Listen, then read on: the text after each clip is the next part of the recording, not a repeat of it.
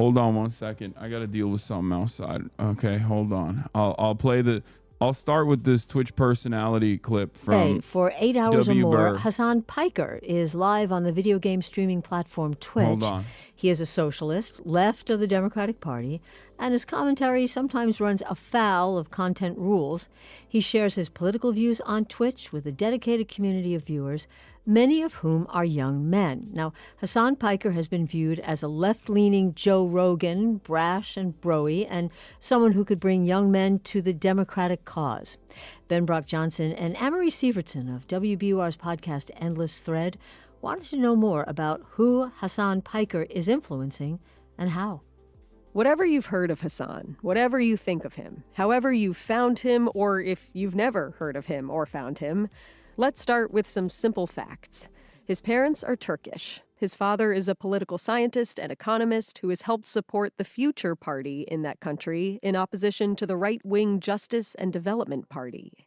His mom is an architectural historian teaching at the Institute of Technology in New Jersey. And Piker's uncle started the Young Turks, the popular progressive news network that began on the radio, jumped to YouTube, and is now played on some television channels. You're heading off a cliff, dude, and you don't even realize it. Hassan's of an even younger generation than the Young Turks. He's on YouTube, but he's most established on the video game streaming platform Twitch, where people watch other people play video games. And in Hassan's case, people watch him talking about politics. But if you're going to stream on Twitch, you're probably going to do both. The first time I came across him was when, in the election of 2020, he streamed a Get Out the Vote game of Among Us with Representatives Alexandria Ocasio-Cortez and Ilhan Omar. When you watch this video, as AOC gets onto the stream with Hassan, he seems pretty psyched. We came a long way. Here we go.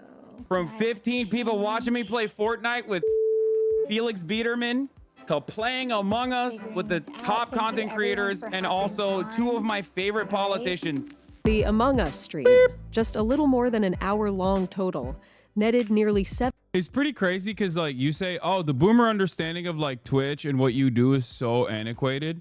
But you also have to understand that, like, these guys are probably closer to developing a solid understanding than the average boomer anyway. These are the people who are educating the boomers on what this environment looks like. 700,000 concurrent viewers. Just to give you a sense, that competes with the prime viewing period between 8 and 11 p.m. of CNN, which, by the way, is also putting Hassan on. Piker was 29 back then, and about to watch Biden sweep into office and topple Donald Trump's attempt at re-election in the midst of a brutal pandemic. When you watch this 4-year-old stream, Hassan seems legit giddy at what's happening. And it's this odd combination of video game nerdery and progressive political energy. Or maybe it's not that odd of a combination. Hassan Piker represents a huge change in the way people consume information in 2025, especially digital natives, people who have only really been around after the internet and computers. Oh, increasingly, they don't I didn't even blast off yet. compartmentalize their different flavors of content. They Let's don't go to blast one off. place for news, another place for lifestyle, information, etc.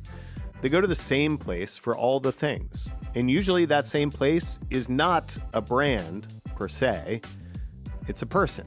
We wanted to hear from some of these people, so we reached out on Reddit and got a bunch of responses. Some Hassan fans have requested that we only use their first name because, well, Hassan takes political positions that some employers might view as extreme. I had gone through different posts, reading comments, because I just basically view reading Reddit as like people watching, and kind of bookmark Hassan in my head as like, I got to figure this guy out. This is Janet. She's in her early 40s. Okay. A 40-year-old woman. A 40-year-old woman on Reddit is, I mean, I don't know if this is my demographic profile. I hope. I mean, shouts out to Janet, but that's not. Lives in Colorado. Goes against a few of the larger characteristics of Hassan's audience, but she's part of a growing demographic. Percentage of male went down. Percentage of female went up. We're up big. That's Hassan streaming his annual Hasanabi community census on Twitch. Hassan's subreddit lists, quote, 151,000 comrades as its follower count, which is where we found Janet.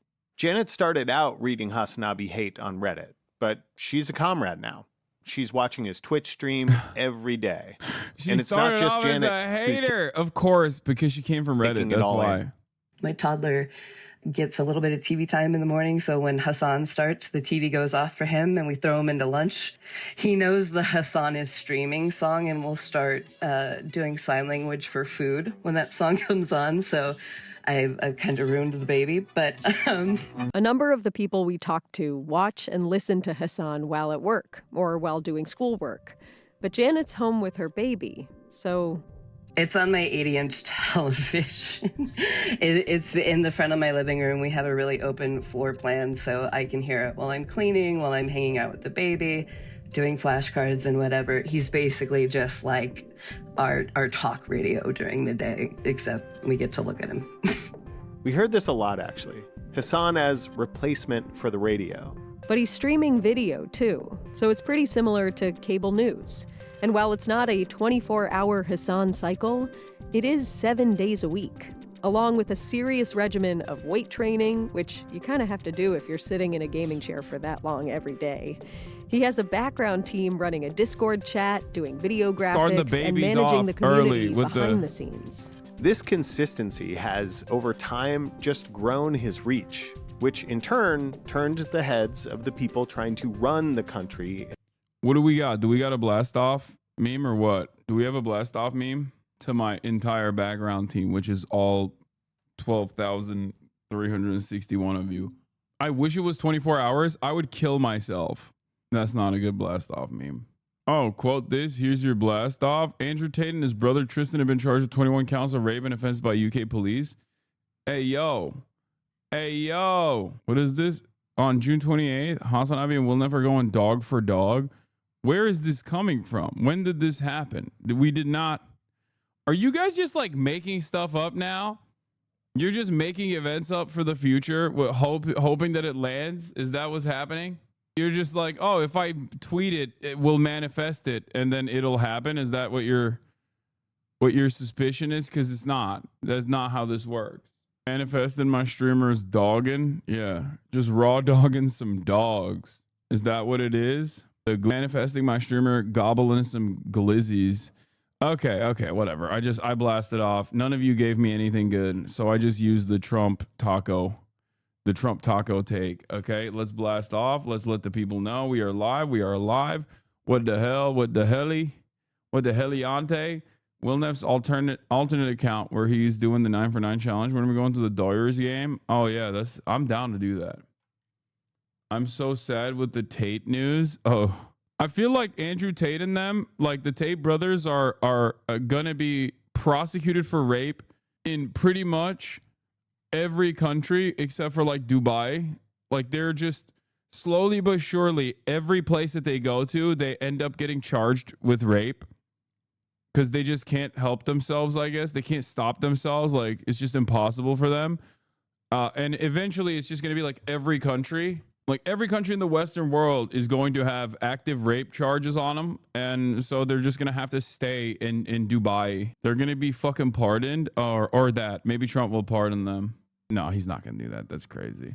All right, let's keep going. In the last election, Hassan was invited to the Democratic convention. He was looked at by many in the run-up to the election as Exhibit A that Kamala Harris and company were talking to the right people to help them talk to the people who were going to vote.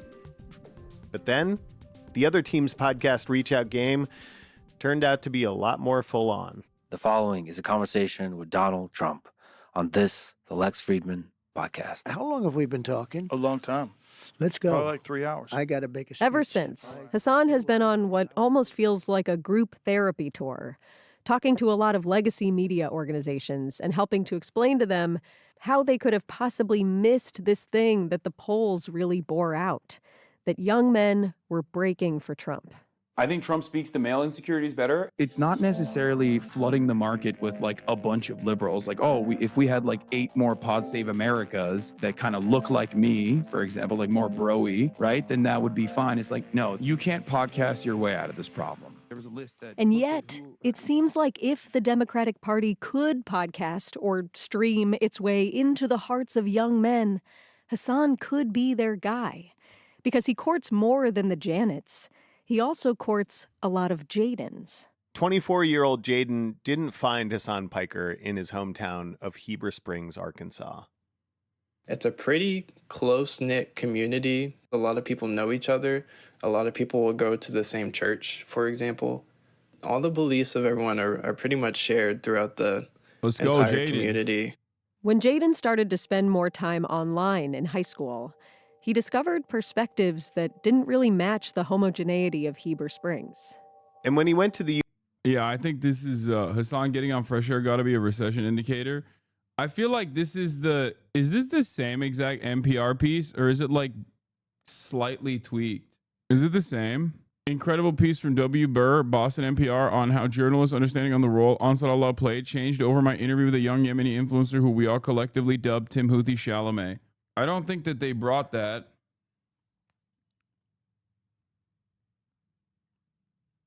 I don't think that they brought that up. Did they? Did I miss that part? They talk about the recent ban at the end. All right, there's like 2 minutes left. University of Arkansas in Fayetteville, his own belief structure started to shift even more.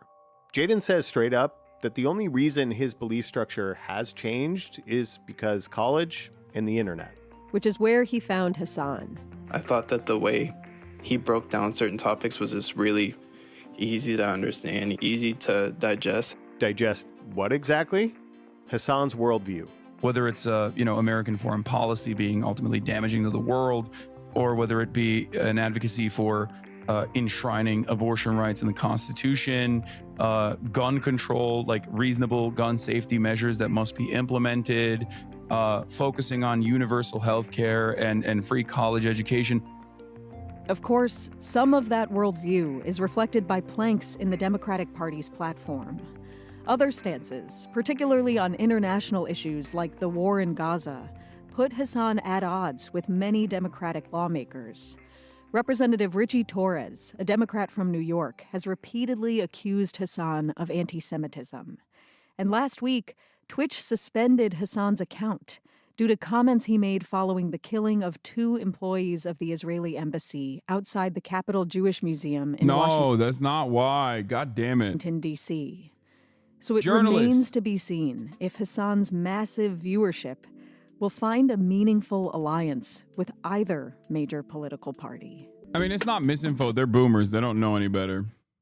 It wasn't because of the comments. It was because of the manifesto being read at all. Did you listen to Chapo 936, Ryan Grimm and Jeremy Scale talking about you being targeted? Very good, Eb, about the targeting of journalists. Yes, of course I did. They released it. They removed it from the paywall. I watched it. I listen to all the Chapo episodes whenever I can. They're boomers, man. It's like that statement is no different than them being like, Twitch is a gaming website, you know? It is what it is. You got to get better at responding to requests for comment. Half the shit would end much quicker. Oh, I saw this. Speaking of like journalists missing the mark a little bit, here's Jake Tapper revealing something about his son that I find really interesting. Okay? It just is just like everything I know about sons of this age demographic. Let's take a look at what Jake Tapper was saying here when discussing how Democrats have lost young men. A left-leaning podcast that shall remain nameless. And we were talking about my kids because I think they were both people without kids. And they asked me about my son, and I said he was, he's a football player and he wants to be a policeman. And their joke was about my 15-year-old son, oh, how does he feel about minorities? Like the idea that he wants to be a policeman. He's not talking about fucking Chapo. It's probably like Pod Save America or something. Jake Tapper would never go on Chapo. That's really funny. He's racist, my son. And that was the big laugh. Also, I hate that this guy is the fucking like dog whisperer of young men, Scott Galloway or whatever, Scott Gallagher. And he has like weird ass takes on this stuff too. Okay. He's like, oh, my 15-year-old son, does he hate minorities? Like, first of all, they're making a joke. I don't know who the hell was interviewing him. Okay. But like, 15-year-old son plays football, wants to be a cop. We all know he's not going to be a cop, by the way. Jake Tapper is never going to let his son be a cop. Are you kidding me? Why in the ever-loving fuck would he ever allow that? That's why you're Jake Tapper. Your son's going to be in media, okay? Your son is either going to be in media or immediately get like a cushy staffing job with like a high-level DC person and go through that and then maybe become a senator one day, okay? Let's be real. Your son is not becoming a police officer. He's 15 years old. It's just not, it's never going to happen. Let's continue. I got dragged in the comments and all that stuff. And I thought to myself, this is why you fuckers are losing elections. 100%.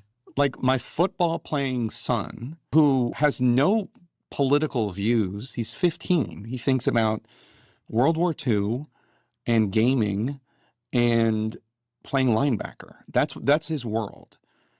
You're deciding he's a racist because he wants to be a cop. And why does he want to be a cop? Okay, first of all, that's a joke. All right? Like, I don't know. Are there joy killers in the left and scolds on the left? Absolutely. People that absolutely love to behave as though being the biggest woke scold means you are the most morally consistent, best leftist, okay? But, like, that's a joke. That's a joke. Like, you're like, oh, my 15-year-old really loves World War II and wants to be a cop and plays football and doesn't care about politics. Like, first of all, every 15-year-old is already mainlining some of the worst reactionary propaganda on a daily basis. Let's be real. You're a bad parent if you're oblivious to this reality. Okay? Ask your son what he thinks about hoes. All right? Ask your son what he thinks about women. If he says they're all hoes, then you know they are watching every bad manosphere podcast that's out there, okay? Your son's going to be like, on God, them chopped huz, they're destroying my life. Or he's going to call them foids. There's only two or females. That's the woke version, by the way. If your 15-year-old son calls women females, okay, that's salvageable. If he calls them foids, make sure that there's no weapons in the house, okay, because that's a mass shooter in the making. And if he says chopped huz or like bops or whatever, then, you know, that's also somewhat salvageable. He'll grow out of it. Foids is probably the worst version of that. What the fuck are these words? I'm just giving you the different political leanings that young men have. Every single one of them revolves around hating women, okay?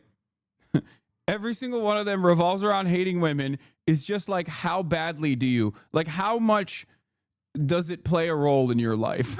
Okay? If you say like foids, femoids, that's an incel term, he's probably gone. Okay? Very difficult to save. Like, we're talking Hitler youth, all right? We're talking this person is like has deep resentment built in against women in general. Okay? If they're saying like chopped huz or chuz or huz in general, like that's just someone trying to be cool. Like that's salvageable to a certain degree. It's still misogynistic, but like, or like fine shit. That's another one. Like this is AAVE baked into the collective consciousness of Generation Alpha and young Zoomers, mostly off of TikTok. Okay, Hassan, please, I'm 32. I don't know what the fuck you're talking about. I don't know why every old person loses their goddamn mind when I'm giving you a brief introduction to, like, you know, Gen Alpha and young Zoomers. I'm telling you what the fuck the terminology is, okay? I'm giving you the terminology. Do you want to know about it, or do you want to fucking act like Jake Tapper and be like, oh yeah, my son is apolitical? Shut the fuck up. Shut up and listen. Okay? Fuck. Yes, 30 is old. Because guess what? Guess what? Back in the day, when people were dying before they made it to 18 on a regular basis, okay, 30 was old. Then there was a brief period where 30 wasn't old, okay? For like the last 50, 60 years, 30 wasn't considered old. But now that like people can present themselves as full human beings online at the age of 12, 30 is old again, okay? Especially because 12-year-olds are extremely online, so they dominate discourse. It sucks, but yes, when 12-year-olds online can present themselves as full developed persons when they're clearly not, okay, all of a sudden, 30 is old again. That's how it is, okay? Figure it out. It's just the reality. Sorry, get with the Skibbity program, okay? Skibbity Riz, Ohio Phantom Tax. That's it. Least consistent streamer law. What? Yeah. When someone says my son's not into politics, he's into World War II, wanting to be a cop, and also gaming, your son's watching Asmongold. Okay? Your son is watching Asmongold for sure. But he plays football, so he probably doesn't watch Asmongold. He probably watches Andrew Tate, which, again, adjusted to how terrifying the situation is, adjusted to how bad things are, I think, I guess like Aiden Ross might be preferable, like salvageable, because like that's a thing that they encountered because it was the cool thing to do. You know what I mean? Because that's what young boys care about, being cool and being and fitting in. And if that's like the domineering force in your age demographic, then you might have found yourself in the throes of this kind of politics, specifically because you thought it was cool or because all of your friends were doing it, and therefore you could probably get out of it. Okay?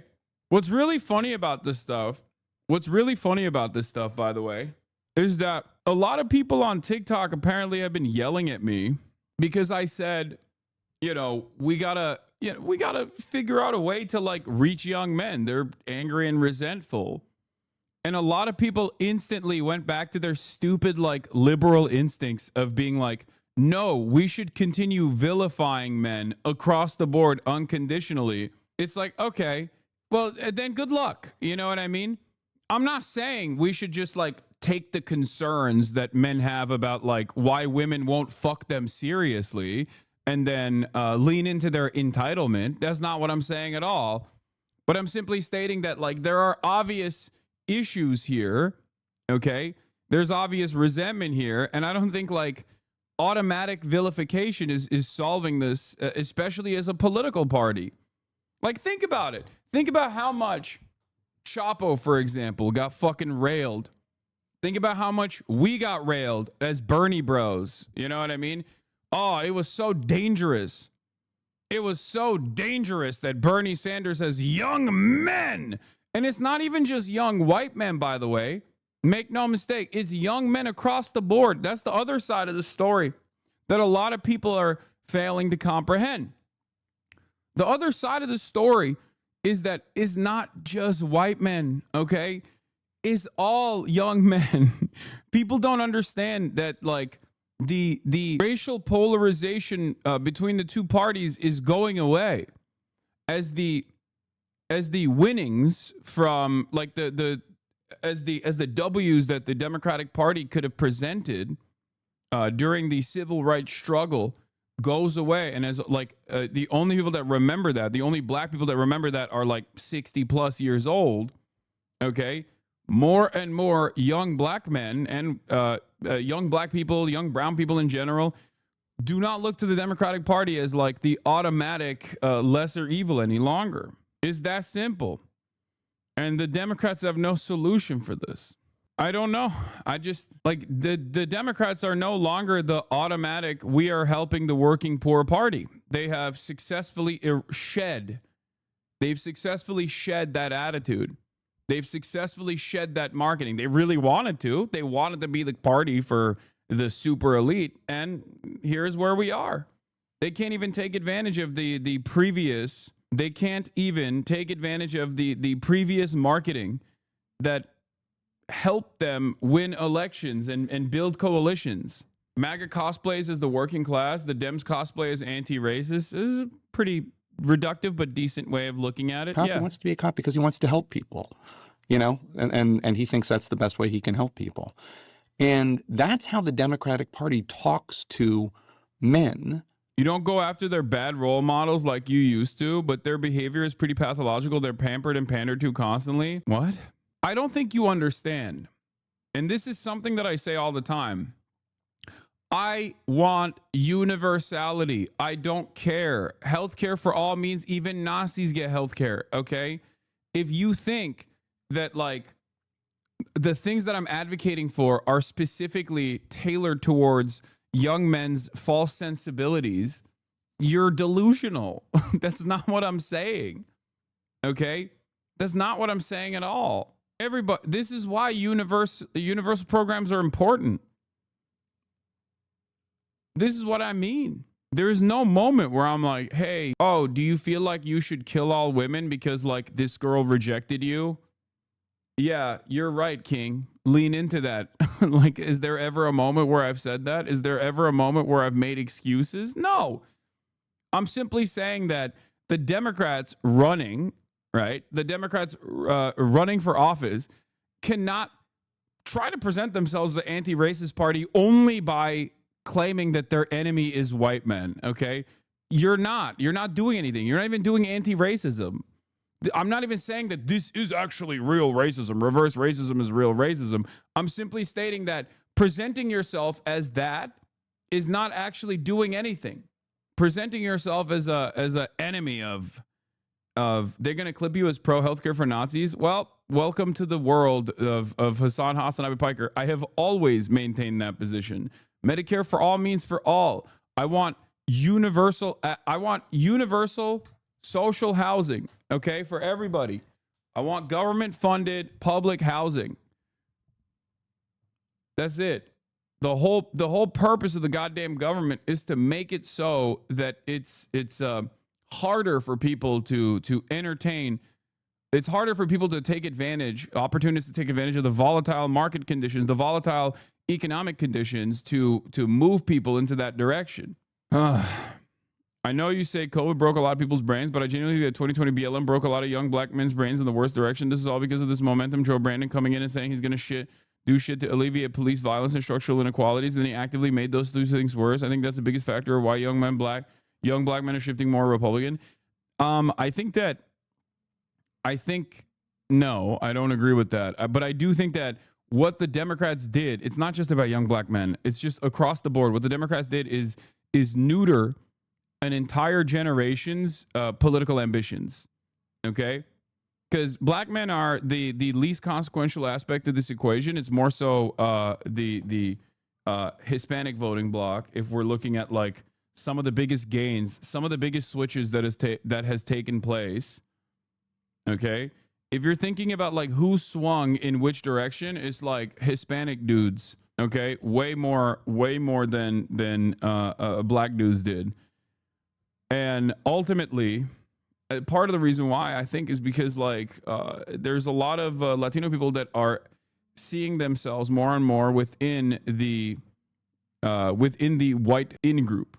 I mean, one of the greatest examples of this is like this lady I saw the other day posting about how she got into an Uber and the Uber driver said, no hablo inglés.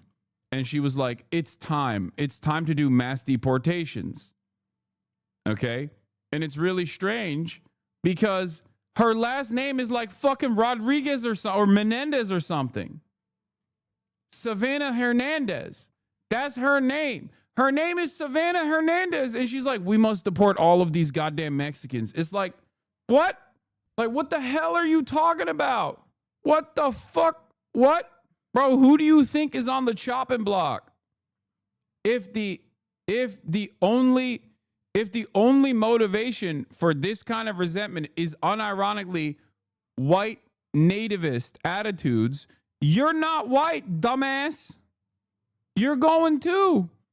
Just as the entire reason as to why we had to fucking do mass deportations was because all of these guys are criminals and rapists and violent drug dealers, and they're doing all this stuff, and it wasn't fucking true at all. And that's precisely the reason why the Trump administration currently is like trying to deport a 4-year-old. Okay, like we're deporting 4th graders, 4-year-olds, 16-year-olds, in high school. What happened to the violent drug dealers? Oh, it turns out that obviously the government wasn't just letting rapists go if they were undocumented. Oh my God. Because it had nothing to do with prosecuting crimes adequately and everything to do with trying to make America a more white country. So yeah, I don't know why people like this think that they're not on the chopping block inevitably, considering that the starting point of resentment is not a real crime prevention attitude. That's just a selling point. It's the same shit that like black conservatives tell themselves about the dichotomy between, some black people and other black people that are hood, Oh, it's not us that they hate. It's the thugs that they hate. It's like, no, dude, they hate you too, dumbass. The fuck? Like, it doesn't come from, there is no real distinction there. There is no valid distinction there, okay? But anyway, you can't, the thing is, the Democrats used to at least like rely on that like resentment that Republicans represent with regular frequency to drum up a base of support, to galvanize a base of support that came from these backgrounds, right? But now it's over. This past election, there was a decoupling of racial politics that I think the Democrats are not ready for. Okay, I'm stupid and was not really tapped into politics when this happened, but how did Democrats vilify and alienate men and not just alienate everybody? They did alienate everybody, but they also specifically alienated men by, like, Democrats want to present themselves as anti-racists, right? Democrats want to present themselves as anti-racist. And there's a couple different ways of doing that. If you are really an anti-racist, you want to solve some of the material inequalities that black and brown people are facing in this country, okay? But you don't want to really do that because that would require you to actually do anything in the legislative agenda, and obviously that's going to be a big problem, right? So the way that Democrats have positioned themselves as anti-racist is basically by saying white men are the devil, okay? Just by presenting themselves as like anti-white men. White men are dangerous, white men are the devil. Now, it's not totally off base to say those things, okay? I'll say something like that. I'm a white man myself, But it's ultimately, it's not how you fucking craft a campaign. You feel me? You can't do that. You just can't do that. I don't remember the Democrats saying that. Oh my Lord. They didn't fucking come out and say white men are the devil entirely, okay? They didn't like verbatim say that. I'm obviously exaggerating. Hello, I'm a Twitch streamer. Fuck. I'm talking about how like their policy positioning revolved around, oh shit, hold on. Fuck. Efendim baba. Okay. Not okay, just white men, but bye-bye. men. And I get the idea that they thought Tim Walz could what's the term he used, code switch or something? He thought that he could translate the Democratic Party values because he hunts and fishes and owns a gun and was in the army and drinks a beer. I mean, at least there was an attempt, but I find it just insane.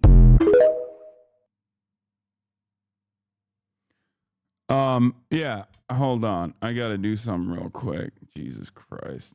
Hold on. 1 second. I don't remember Democrats saying that. I know, but how so? That's what the Republicans say Democrats do? Yes, that is.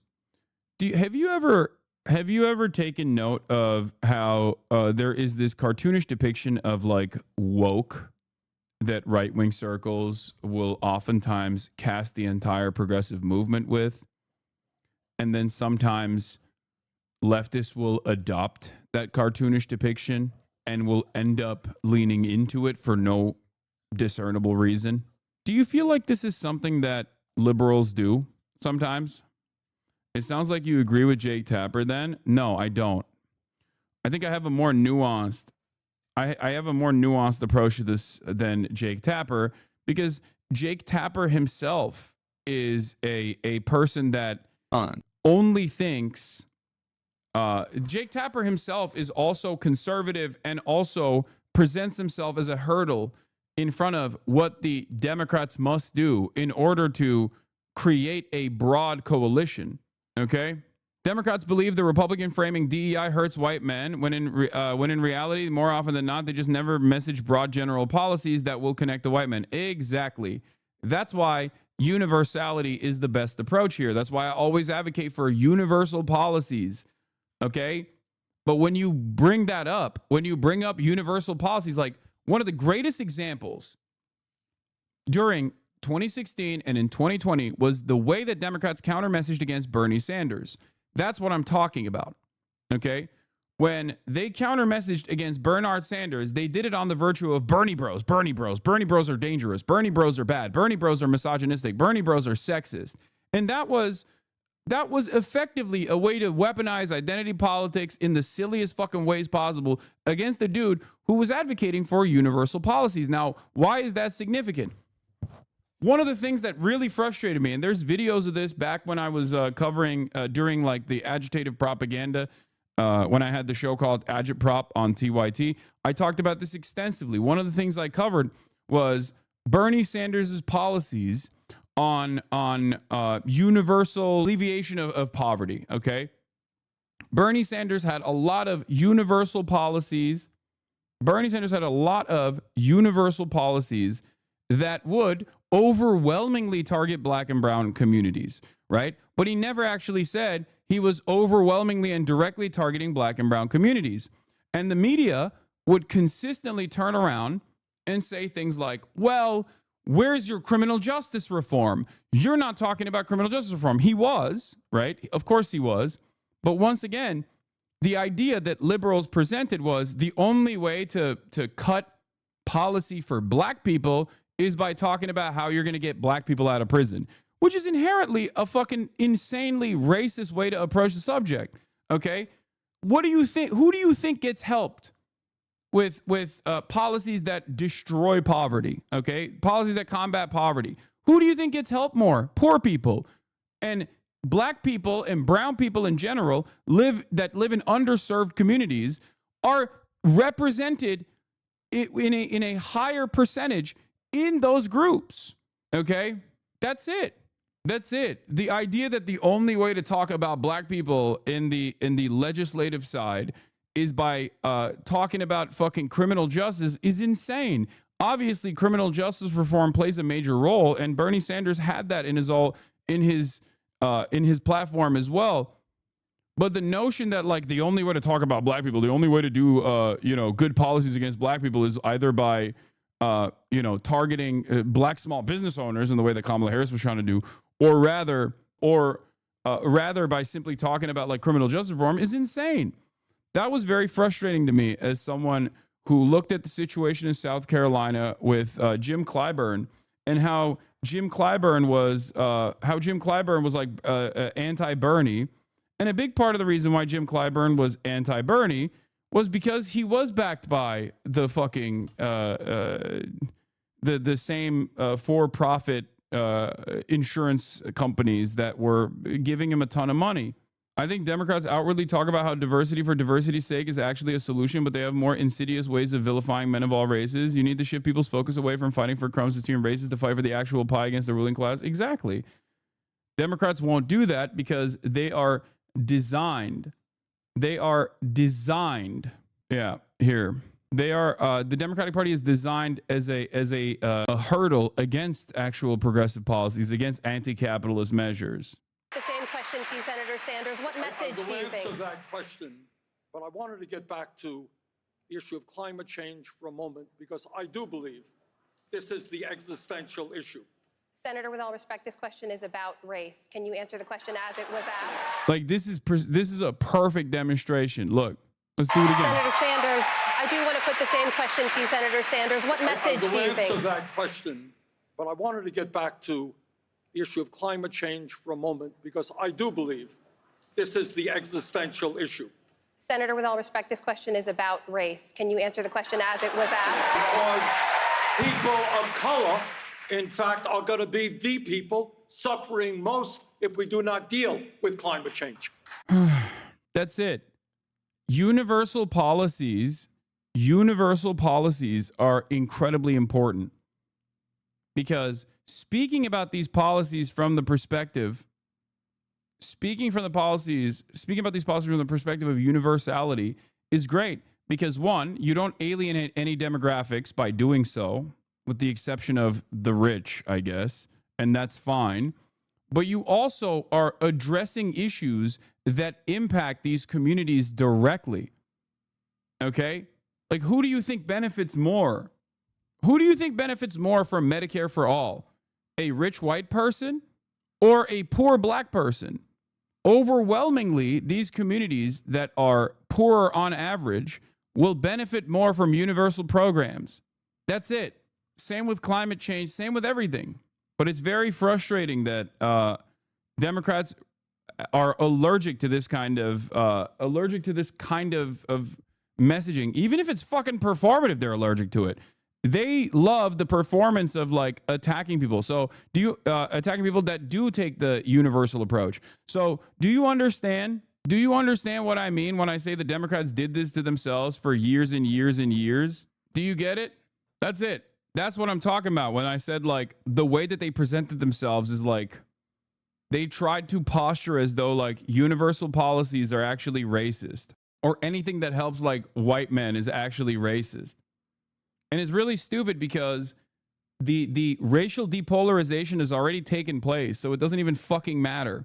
Like here, Kamala doing pretty poorly among both black and Indian voters and an underrated blow to the IDPOL theory of electoral politics, specifically the idea that Biden Hillary's weakness with non-whites compared to Obama was just about him being black and them being white. Yeah, I mean, I've talked about this extensively as well. Obviously, a hill I will die on is the Democratic response to 30 million people participating in the George Floyd protests is responsible for a large chunk of nihilism and detachment we see in our politics today. Yeah, I think the first wave of nihilism and detachment came under the Obama administration, and the final blow was delivered by the final blow. It's death by 1,000 cuts, but big blows came along the way. I think it was a major blow to all of the progress, all the hope, all of the grassroots momentum that was designed to play a significant role in American politics on the Democratic side, on the progressive side, under the Obama Hope and Change campaigning versus like how he actually performed at the executive level, and then obviously Hillary Clinton cutting away at Bernie Sanders in 2016 played a major role in causing discontent amongst the base, causing people to say "fuck this, I don't care about this at all," and then the final death blow was delivered when Joe Biden won. Okay, 75% of the country was like on board with the police precinct being burned down in the immediate aftermath of the execution of George Floyd, okay, in broad daylight. Think about that. They understood and sympathized with an action that is insane, okay, that you would never expect from Americans. I say this all the time. People that had their first foray into political action did everything. They mobilized, they engaged in direct action, they protested, they fucked shit up, they yelled in the streets. And then when push came to shove, they turned around, they held their nose, and they voted for Joe Biden. They thought this is going to move the needle in the right direction. So what happened? Did we move in the right direction? No, of course not. Democrats spent most of that campaign shitting on the activist base, then turned around and still continued to vilify the defund the police movement is wrong and bad and whatever. Instead of trying to understand where this resentment was coming from and try to find like a reasonable path forward, they just actively tried to run away from their base again and again and again. That's it. That's it. And look where we're at now. Of course, that's going to cause a lot of nihilism. Of course, it's going to cause a lot of nihilism. For so many people, this was their first foray into mass action. They were met with no even the most meager of positive changes, but instead a party who vowed to fund the police more and shit on their slogans at every opportunity. Way to teach a generation that nothing you will do will ever change anything. Yeah. And then there's always a synopsis after the fact where people will turn around and go like, they'll do an autopsy, right? And you see that even today where people are like, crime is down. It's actually better than it's ever been. So why are people freaking out about crime? Okay. Here, this is like all the data scientists, like the statistics urban, like data scientists who are oftentimes like very firmly committed to liberalism. Crime has declined significantly since its peak in the early 90s, yet today 63% of Americans say crime in the U.S. is extremely or very serious, a 7-point increase from 1996 when actual crime rates were nearly twice as high. Homicide has been a bit more tricky, but the murder rate is still about half of what it was in the 80s and 90s, only very slightly higher than the 60s. Now, maybe the crime in the U.S. can still be called serious. And yes, it can be. Of course it's serious. America's a very violent nation. And I've been on this. I've been on the propaganda front fighting against the sea of lies for years at this point.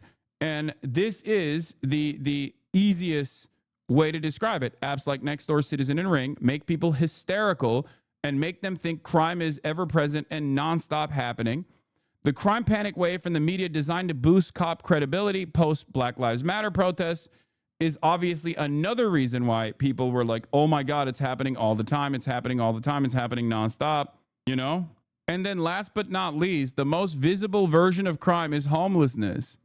And when homelessness skyrockets in big cities, in blue cities, that's where you saw major drop-offs from the Democratic Party, okay? Like, this is the other side of the story. A lot of people go, oh, well, Kamala didn't, like, underperform that significantly in rural areas or in, like, in states with, like, larger rural populations and whatnot. She actually, in comparison to Joe Biden, significantly underperformed in big cities. And that problem is twofold. One, because a lot of rich people have been radicalized into thinking that crime is literally ever present and someone is going to rape and kill your entire family any moment. So we have to do Nazi-style policies and melt the working poor and specifically kill every homeless person. Okay? And on the other front, all the poor people that normally would go out and vote that are infinitely more progressive than the Democratic Party itself are just going, why the fuck would I vote for you guys? You guys are not doing shit for me. It is burning the candle on both ends.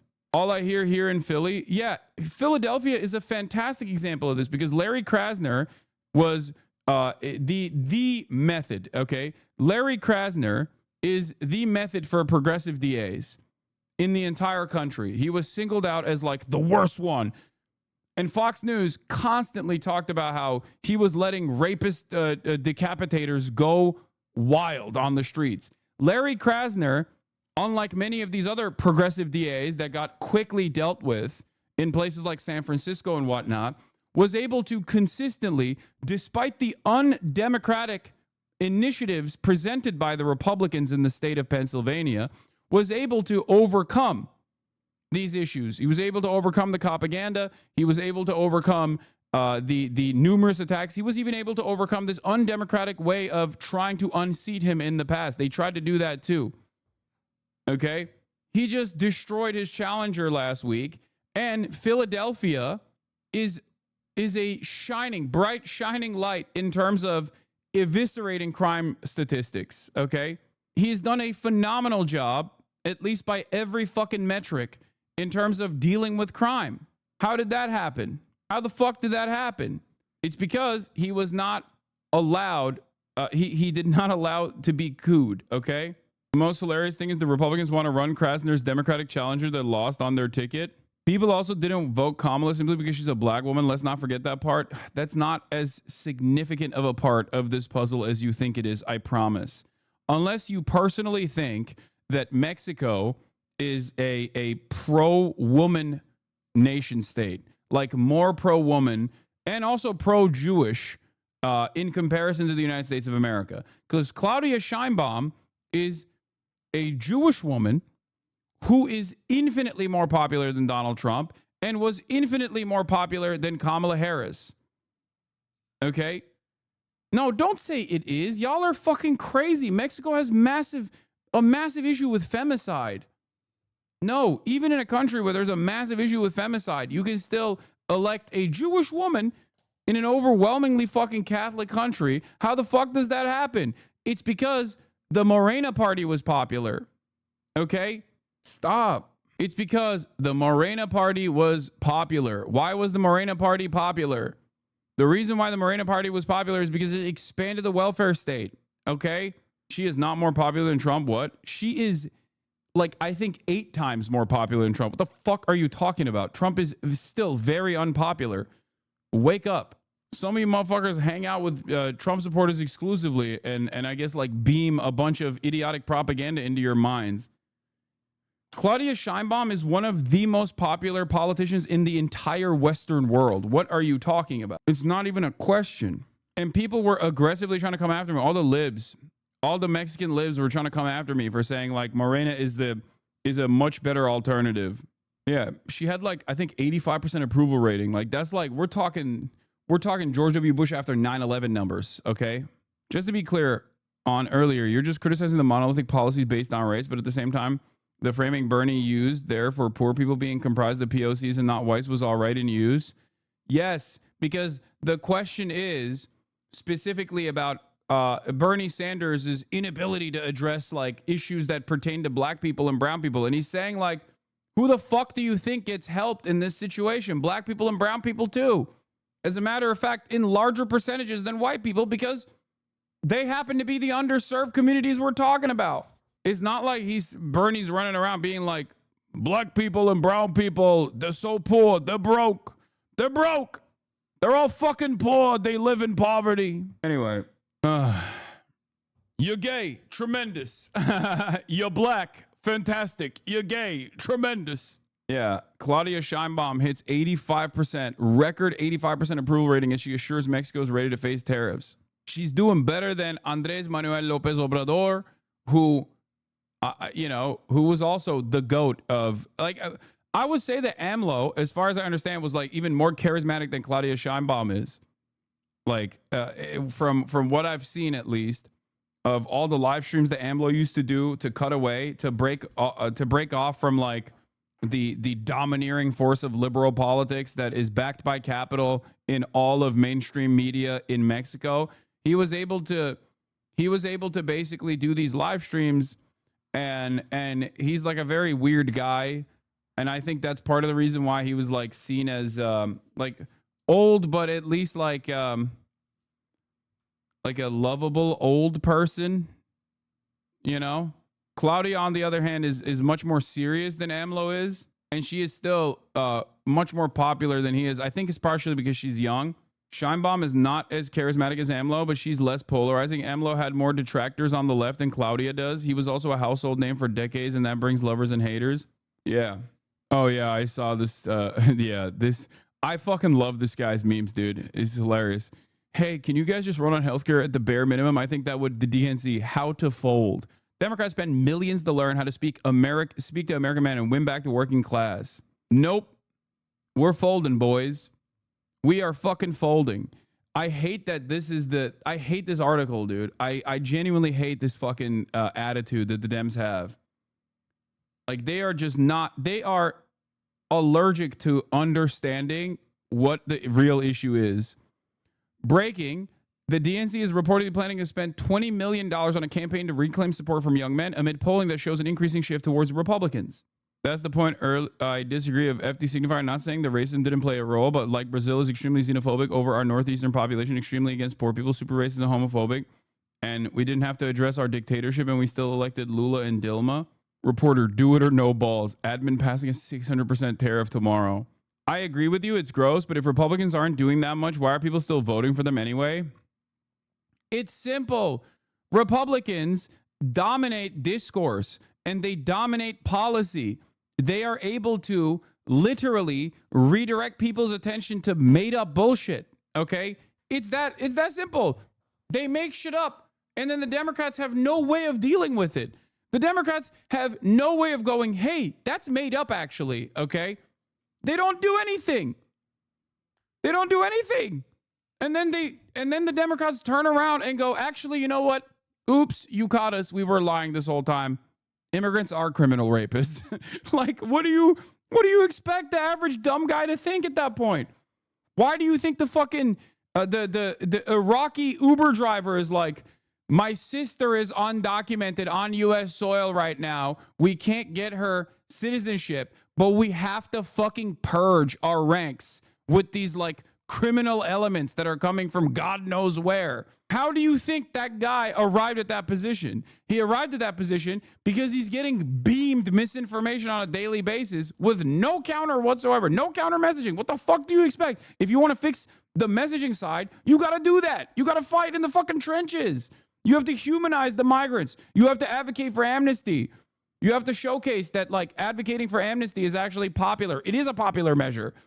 It is more popular than fucking advocating for mass deportation. It's so dumb. And then we go, oh, how could this have happened? It's like, you let it happen. You fucking let it happen.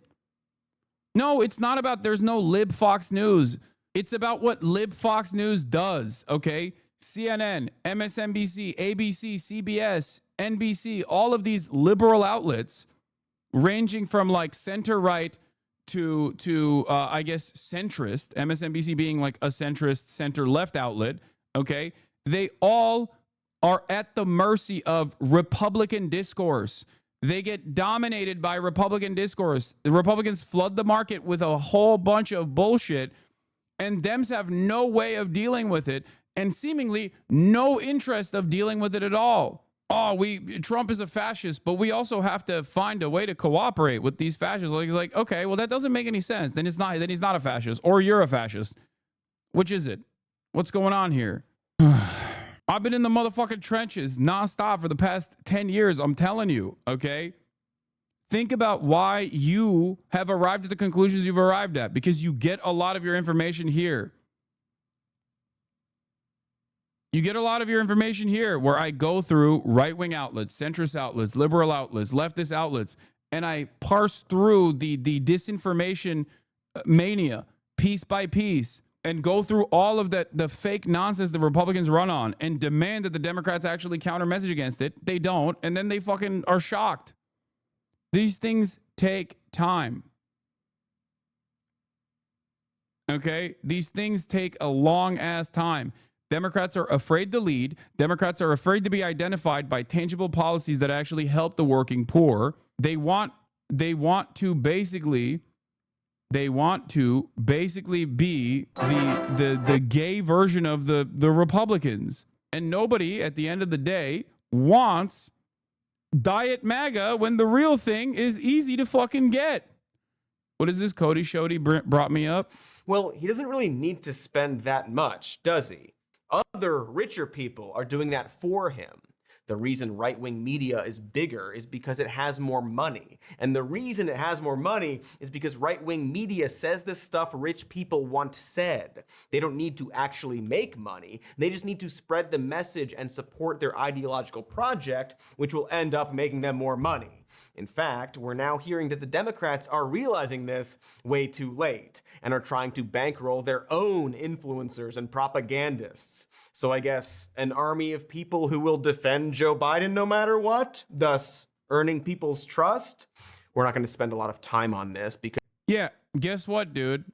I said this initially when this first came out. I was like, if you think that the multi-billion-dollar sophisticated information peddling network that is mainstream media was unable to move the needle, normalize Joe Biden, and make Biden a better alternative, or make Kamala Harris a better alternative, why the fuck do you think a couple podcasts are going to move the needle? What are you, crazy? Like, people at the end of the day still have the capacity to realize their own material circumstances. They recognize when they're experiencing negative real wage growth. You can't just be like, Joe Biden is the most pro-working class president of all time. How dare you actually disparage the big, beautiful boy? He did so many incredible things. He did the CHIPS Act. He did the IRA, the Inflation Reduction Act. It's like, okay, well, people's pockets are hurting. They don't see that. They go, I'm working class, and my pockets are screaming right now. Fuck you. Because there might be a whole other episode about it, and it isn't what this episode's about. But there's this attempt to find or literally create this liberal Joe Rogan figure. I've seen people literally suggest that Bill Maher is that person, or claim that the success of the Midas Touch podcast indicates that it's possible. Unrelated, I am willing to shave my head and lift a bunch of weights. But these aren't in the same category or world at all. Those are exclusively political shows for people interested in politics. Joe Rogan spent years and years being apolitical and talking about whatever, and eventually he got rich enough and dumb confident enough to go all in for Trump. You can't manufacture a person to talk about whatever and be normal for years, and then right around election time, they'll be like, hey, you guys ever notice that tax credits are pretty based, actually? It doesn't work that way. That being said, yes, left-wing media does need money and support. They just also need to not be on the Democrats' leash so that they can be authentic and actually point out when, for example, the president is old and dying, or we're financially supporting a genocide and how maybe that's bad without being attacked by those Democrats. They're just different ecosystems and parties. Also, yeah, that's the other side of this is like, Republicans also don't give a shit when Joe Rogan criticizes Republicans. Like, they'll still go on that show. Democrats, on the other hand, are like, oh my God, you're criticizing me for my Israel policy and my inability to comprehend that the overwhelming majority of Americans actually have a lot of distaste for the ongoing genocide that we are aiding and abetting. How dare you? Shut the fuck up. I will never actually allow you. I will never actually come and talk to you ever again. It's like, okay, well, good luck, you know? What do you want me to do? What do you want me to do? Fucking lie? Yeah, give me $20 million. I'll lie, you know? Fucking stupid. Also, not for nothing, but an alternative to pumping millions of dollars into propagandists and influencers to convince people that your party is good is just doing and believing in good things. Find your message and the messengers will follow. But again, not what this is about. I'm sure it'll go great. Just pump billions into Gavin Newsom's podcast to appeal to the youths. Yeah. Do you see Dave Weigel talking about Trump's approval recovering already? Trump's approval rating has totally recovered from Liberation Day swoon. One Schumer premise that was that the Dems would keep resisting and the attention on Trump's policy would drive the numbers down, but that hasn't happened. Yeah, it's because the Democrats stopped resisting. They're no longer... They barely resisted for like 3.5 seconds. And immediately Trump's approval rating went down. And then they were like, see, we don't have to do anything, actually. They ain't doing shit. Why? Dude, this is why I always fucking say, like, this is the responsibility this is the responsibility of the Democrats as well. It's not just the Republicans. The Republicans are primarily responsible for Republican policies, but the Democrats are also responsible for their inaction. It's so dumb. Ken says, never in my life has the Democratic Party been as much as a ghost ship as it is today. Incredible there aren't more insurgent primary campaigns. Power is just sitting there, and the only thing guarding it is fossils like Chuck Schumer. Like, Republicans campaign year round, okay? They don't just do it every 4 years. They campaign year round. They have issues that they know are broadly unpopular, but that doesn't stop them from advocating for those issues. They're constantly working within their think tanks to figure out new methods of messaging. The trans issue is a great example of this. They took a major fucking L in North Carolina. Donald Trump ran as a pro-trans candidate in 2016. He literally ran as a pro-trans candidate. I repeat, he ran as a pro-trans candidate in 2016. What changed? All of those like family annihilator, family values party style think tanks went back to the drawing board and figured out what was a more effective way of conducting and crafting anti-trans messages. They figured out that if you're just attacking trans people alone on the virtue of them being trans, you look like a fucking bully, and most people don't really care about it that much. But if you actually couple anti-trans panic with like a concept that Americans actually believe is still meritocratic, sports, especially if you tackle it as like children's sports, because Americans also want to protect their children, all of a sudden, gangbusters. Okay. And then they went back and they hammered that fucking issue over and over and over again. Now, the alternative in that situation is not for the Democrats to also go, yeah, fuck trans people. The alternative in that situation is the Democrats to actually create policies that genuinely improve people's lives so that the Republicans have to actually focus on that shit, focus on undermining that shit instead of attacking minority groups that are vulnerable, that have no mechanism of pushback to begin with. That's it. That's it. It's also like a lot of people think, oh, you have to tackle every single issue within the confines that the Republicans present. You don't have to do that. That's why my number one, depending on who I'm talking to, but my number one way of like talking about trans issues is, why do you care about this? Why? Why do you care about this? You're a fucking weirdo for caring about this. It's 1% of the fucking population. They are not hurting you at all. Let these people live. Why do you fucking care about this? You're insane is actually an infinitely more effective way of dealing with this conversation than whatever the fuck the Democrats have done so far. Okay? The hyper focus on trans people comes across as gross, especially when people are suffering financially, and all you're doing is just being like, you know what, we need to kill as many trans people as possible. It's like people are going to look at that and go, I don't care, dude. What the fuck? If the Democratic Party was also reduced to a couple signature policies, then this, trans panic narratives would fall flat. Because if one party is saying, hey, we want to actually do amnesty instead of mass deportation, it's more popular. These people literally work within these communities. They are wonderful parts of the makeup of these communities, okay? And once they have amnesty, conditional amnesty, they will be able to even participate in these communities in more meaningful ways, including generate additional tax revenue, okay?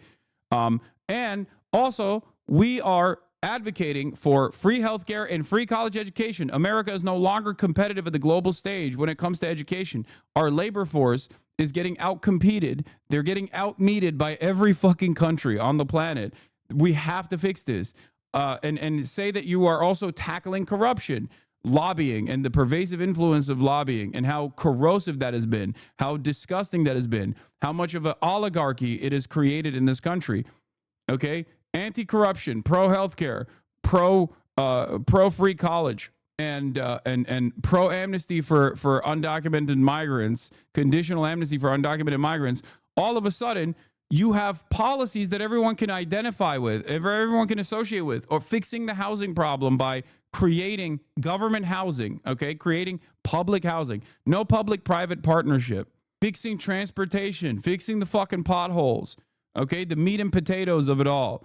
Doing that and becoming the party that actually values those things and is fighting for those things are going to create an impossible force. They're going to automatically cause the Republicans to go against those policies. Those are popular policies. You automatically trap Republicans into a position where they have to advocate against those policies. If that was the case, then no one gives a fuck about dominating the 12 trans athletes in the entire country, okay? Do you understand? Do you see what I'm saying? Does this make sense to you? These things can change. They were different back in the day. Democrats benefited from the major gains made by the New Deal, and so did the Republicans, so did America in general. But Democrats politically were able to shift the Overton window to the center left for decades prior to Carter, okay? And post-Carter, especially after Ronald Reagan, everything changed. Neoliberalism became the permanent attitude that both parties represent. But there was a time in American politics where the Overton window was shifted in the direction of economic progress and labor protection, regardless of the fact that capital was aggressively targeting this and aggressively undermining any sort of like labor militancy, any sort of like mechanism of pushback that existed in the country that was relatively powerful. Okay? It is very frustrating that Democrats don't want to do that. And then they want to do this instead. Democrats spending millions to learn how to speak to American men and win back the working class. How do Dems win back young men? Like, no disrespect, but like, how is this helping? Making men feel welcome, meeting men where they're at, inclusive messaging, simple policy platform, messaging the men. Dems are wrong about men. It's so crazy that this is a major part of the story here. Anyway, days after Jake Tapper fumed over a joke made about his teenage son wanting to be a police officer in an appearance on a left-leaning podcast claiming it was the reason why Democrats are losing elections, the host of How Long Gone responded to the CNN anchor. Him willfully choosing to take a joke wrong that he definitely knew what it was in the moment, I would say is only a pro move, co-host Chris Black drawly noted. He spun it for his own gain, and it's working. Tapper, who is relentlessly promoting his book, Original Sin, recently appeared alongside co-author Alex Thompson on Scott Galloway's podcast, The Professor G-Pod, to discuss their tome about Joe Biden's cognitive decline and the alleged cover-up of the former president's health ahead of the 2024 election. At one point, Tapper brought up an appearance he made on the left-leaning podcast that shall remain nameless in order to argue that liberals in the Democratic Party are losing political ground among young men. Specifically, he referenced an exchange he had with the host about his 15-year-old son's admiration for law enforcement. Their joke was about my 15-year-old son. Oh, how does he feel about minorities? Like the idea that he wants to be a policeman, therefore racist. That was a big laugh, the CNN star grumbled. And then I got dragged in the comments and all that stuff. And I thought to myself, this is why you fuckers are losing elections. Someone actually sent me the link to the podcast, by the way. I think it was like 1,000 views and like 30 comments total. Does anyone have that link? Oh, here it is. Here's the clip. 1,000 views and 9 comments.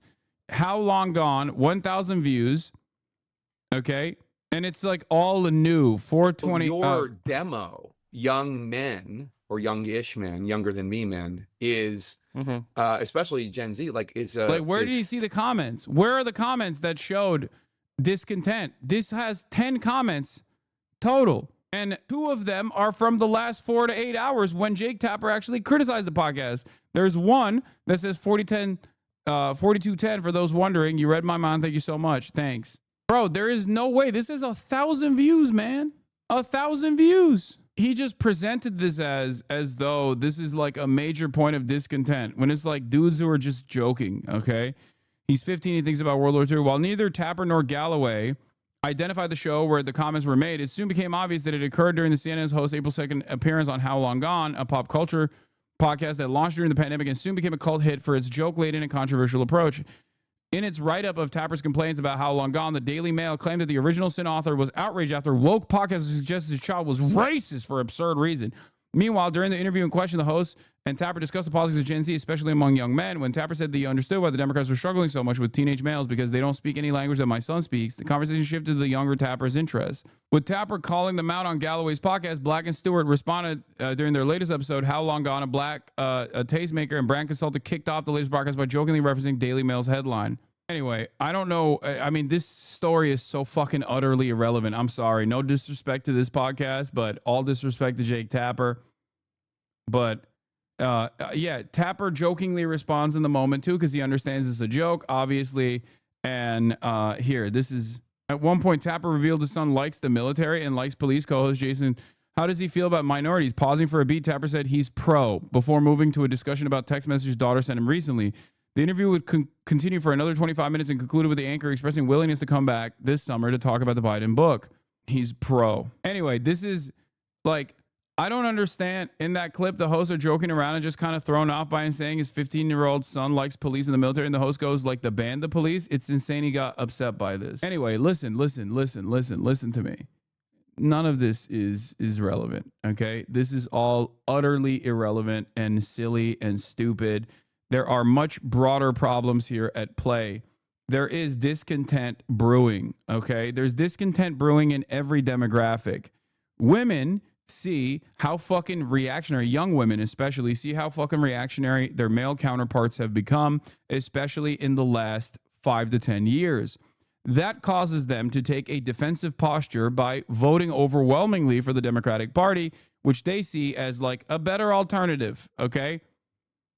There is I guess, gender polarization among young women, whereas there is a racial depolarization happening in the grander stage for all age demographics within the duopoly structure that we have between the Democrats and the Republicans.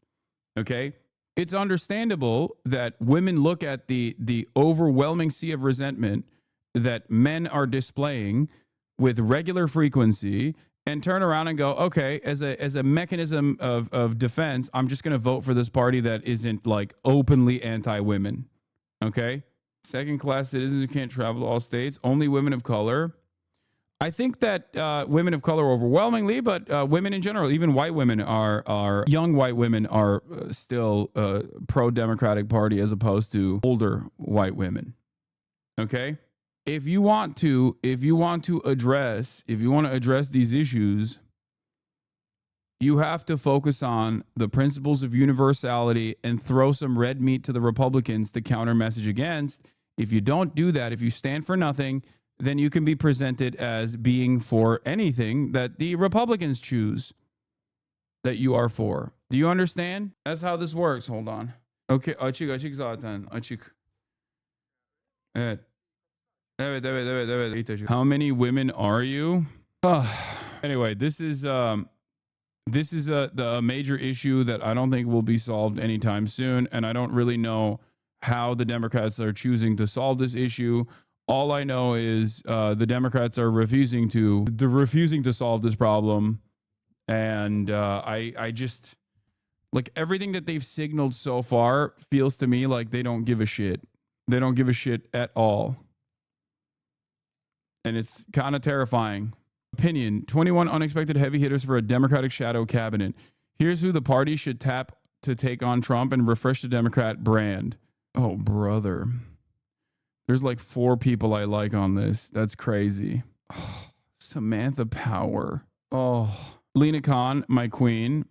General Charles C.Q. Brown Jr. Letitia James. Oof. She ain't that bad.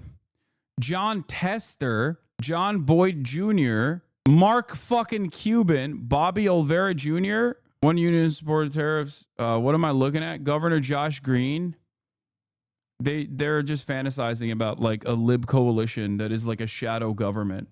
They had a former Trump guy on there because he disagreed once. Mayor Freddie O'Connell, Governor Katie Hobbs. Okay. This is Aaron Sorkin porn? Yeah. I don't know much about Samantha Power, but I met her once and she was nice. What's her deal? Agent.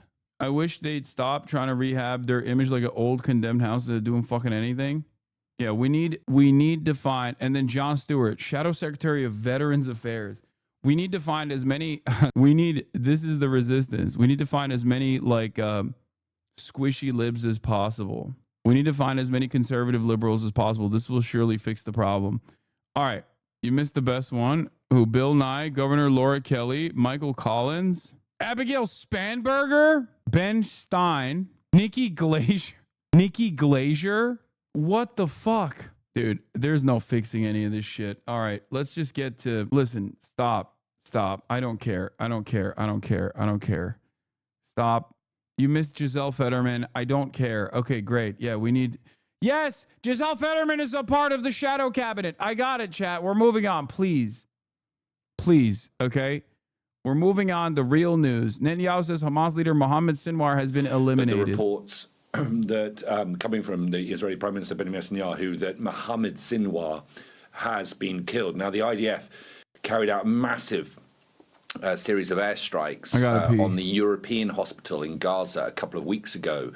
They believed they had intelligence that Mohammed Sinwar was in the tunnels underneath that hospital, and they think that that was a moment that he wasn't close to any of the hostages, and so they took that opportunity to carry out a huge series of airstrikes, but there had been no confirmation whether or not they had got Mohammed Sinwar. Obviously, getting kind of any confirmation is pretty difficult because they cannot get IDF soldiers to the scene, and so they, and I'm speculating here, would have had to have relied on things possibly like communications intercepts to try and determine whether or not Hamas communications were indicating that Sinwar was dead. Now, if what Benjamin Netanyahu has said is accurate, and the only reason I caveat that is because there's been no official release from the Prime Minister's office, no official statement from the Israeli military. But if Mohammed Sinwar has been killed by the IDF, then that is very significant. Mohammed Sinwar was the brother of Yahya Sinwar. Yahya Sinwar killed at the end of towards the end of last year. He was the leader of Hamas. He was the mastermind behind October the 7th, and he was succeeded as the leader of Hamas in Gaza, at least, by his brother. His brother's, he was never quite the figure that Yahya was, but, he became the senior figure for Hamas in Gaza over the last 6 or 7 months. He would have been the point man, the main kind of decision maker for Hamas within Gaza when it came to any ceasefire negotiations. It was said that he was pretty stubborn.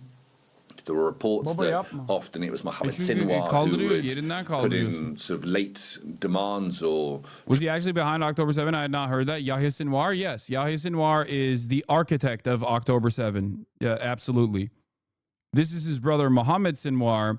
And Israel's perspective on this is like, as long as we kill as many leaders of Hamas as possible, they will be more willing to negotiate with the ridiculous demands that we make, like... complete disarmament and also permanent ethnic cleansing of Palestinians. They're obviously not really thinking about the motivations of the Palestinian population broadly. Like, certainly there's a lot of discontent among the Palestinian population, even discontent directed towards Hamas as well, where people are just like, too many of our family members have died. We want an end to this, no matter what it is, no matter what that end looks like. People are incredibly desperate, and Israel is banking on that desperation to basically break the backs of all Palestinian people and continue with their final solution of permanent ethnic displacement of the Gaza Strip. I don't think that this works, though, considering that there's still going to be militancy towards. There's going to be militancy from the Palestinian population. There's going to be a Hamas, even if the leadership is completely decapitated, because as long as Israel exists, there is a necessity for a Hamas-like formation. That's it. You know what I mean? That's it. Like, what? You think people are just everyone is going to put down their arms and be like, okay, you can kill us with ease? No. The more desperate you make people, the more willing they are to fight back.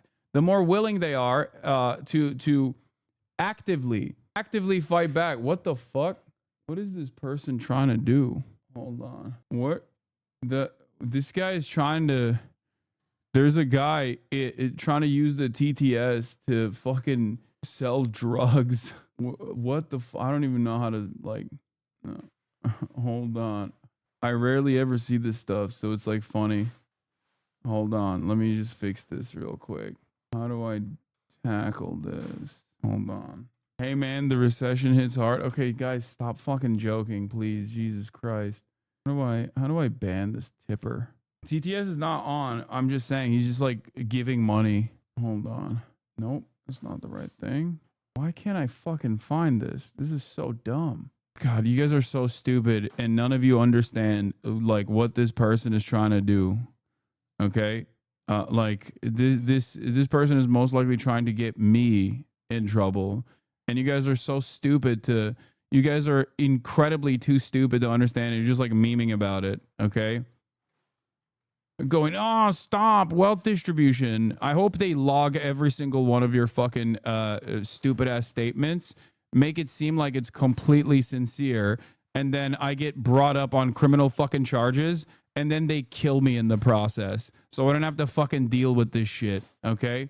Whatever. Let's just continue. I can't try to change the terms of any ceasefire agreement. And so the hope has been here, at least, that if Mohammed Sinwar was eliminated, then not only would it further degrade Hamas's command structure, which already is in absolute tatters, but it also might remove an individual who had blocked some of the negotiations to try and reach a truce. So we'll see whether or not that materializes. There are lots of rumors around at the moment about a potential ceasefire being close. I have to say, every time it seems as though there might have been movement in that direction, that it hasn't actually gone anywhere. Tends to be the Israelis, but also actually, in fairness, backed by the Americans, saying that Hamas are not agreeing to the deal that is on the table. But the elimination of Mohammed Sinwar would be another success for the Israeli military, as they're looking to not just... Hassan, legit question. Do you hate Hamas? My opinions on Hamas are utterly irrelevant in this calculation. But I will tell you, I hate Israel a lot more than I hate Hamas. Like a lot more. Not even in the same fucking wavelength. Okay? Just decapitate the Hamas leadership. I hope that you got the answer that I'm giving you. I hope that you got the answer that you wanted to get. But completely dismantle Hamas's ability to operate and function as a military force within Gaza, and also as a political force within Gaza. Yeah, all right, Ali, for now in Jerusalem, thank you. Turning now to scenes of death. Palestinians rush to new aid centers in Gaza as chaos erupts. Did the Trump regime do another Blinken today? Thought I saw something. They're doing a Blinken every day. They're hitting the fucking blinkers. Law and order. Trump says he will take a look at the possible pardons for men convicted of plotting to kidnap Michigan Governor Gretchen Whitmer. Desperation in the Middle East as Palestinians rush to pick up aid in Gaza after an Israeli blockade restricted food and medical supplies.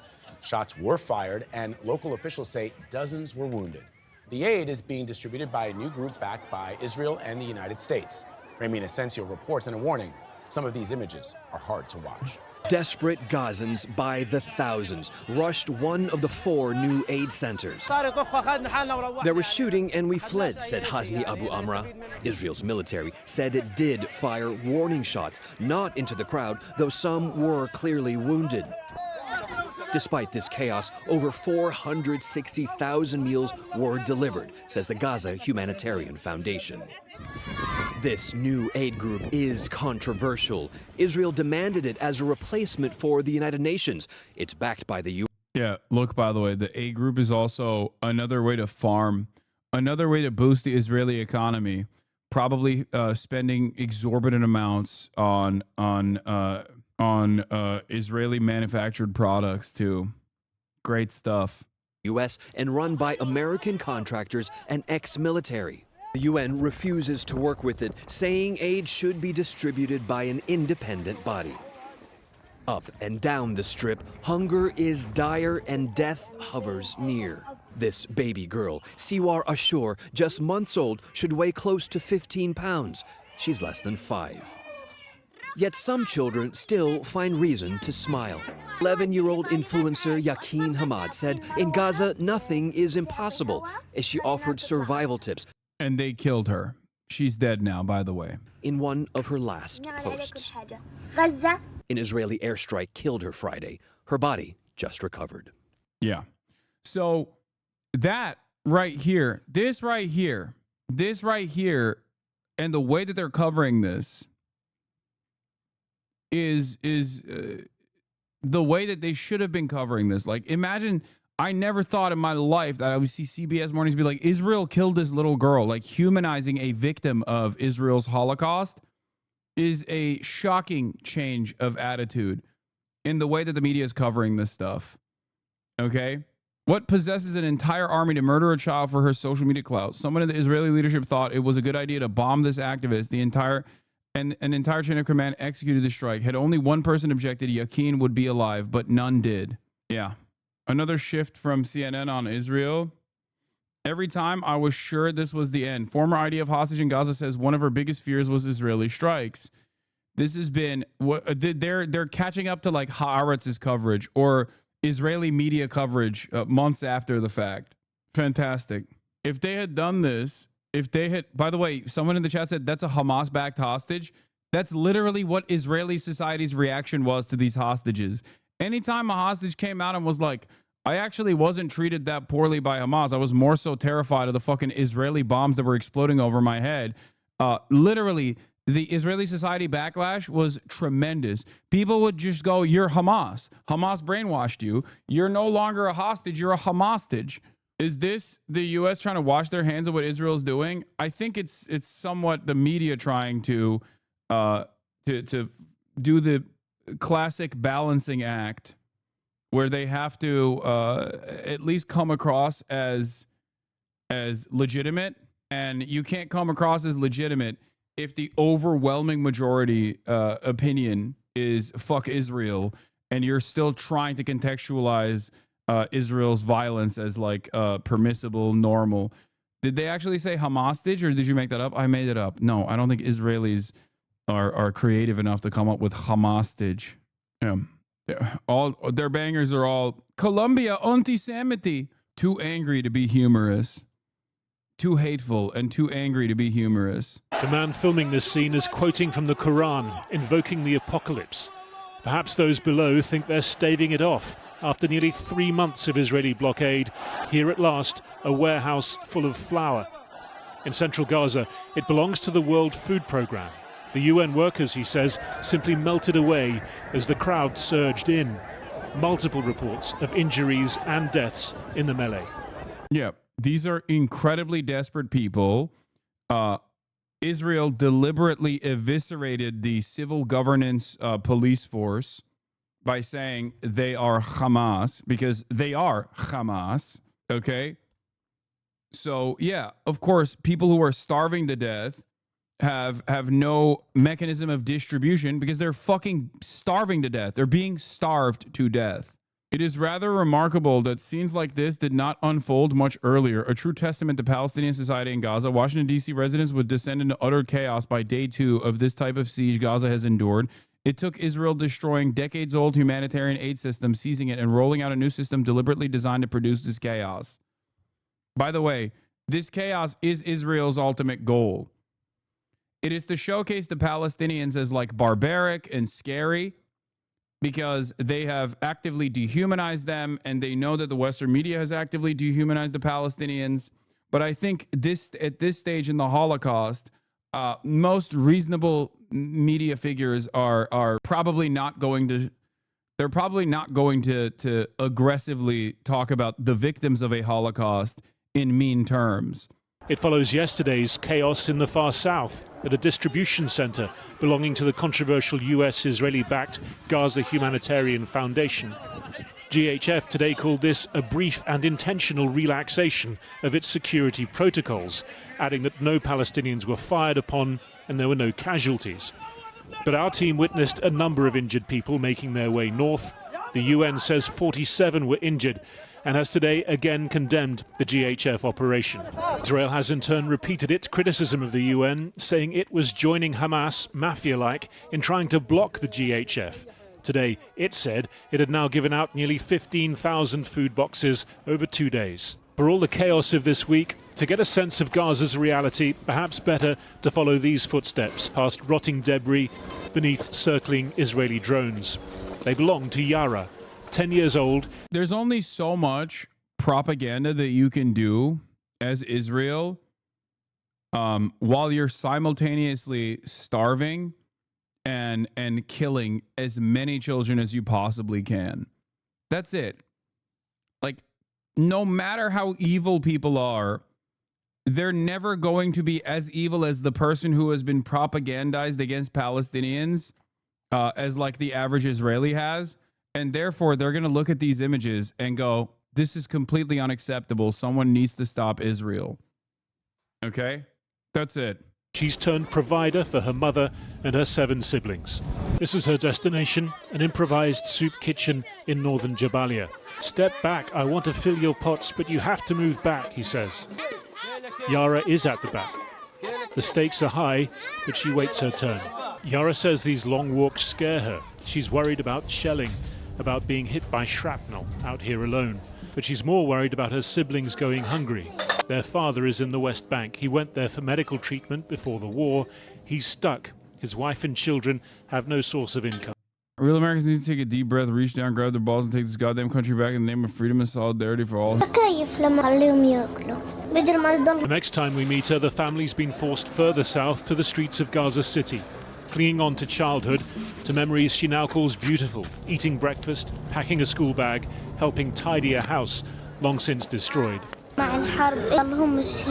Yara finished her last school year 2 years ago with top grades. She wants to be a teacher, but this is her job for now. And on this occasion, walking new streets, she's too late. She returns with the pot still empty. She's crushed, says her mother. One more child in Gaza, carrying far more than she can bear.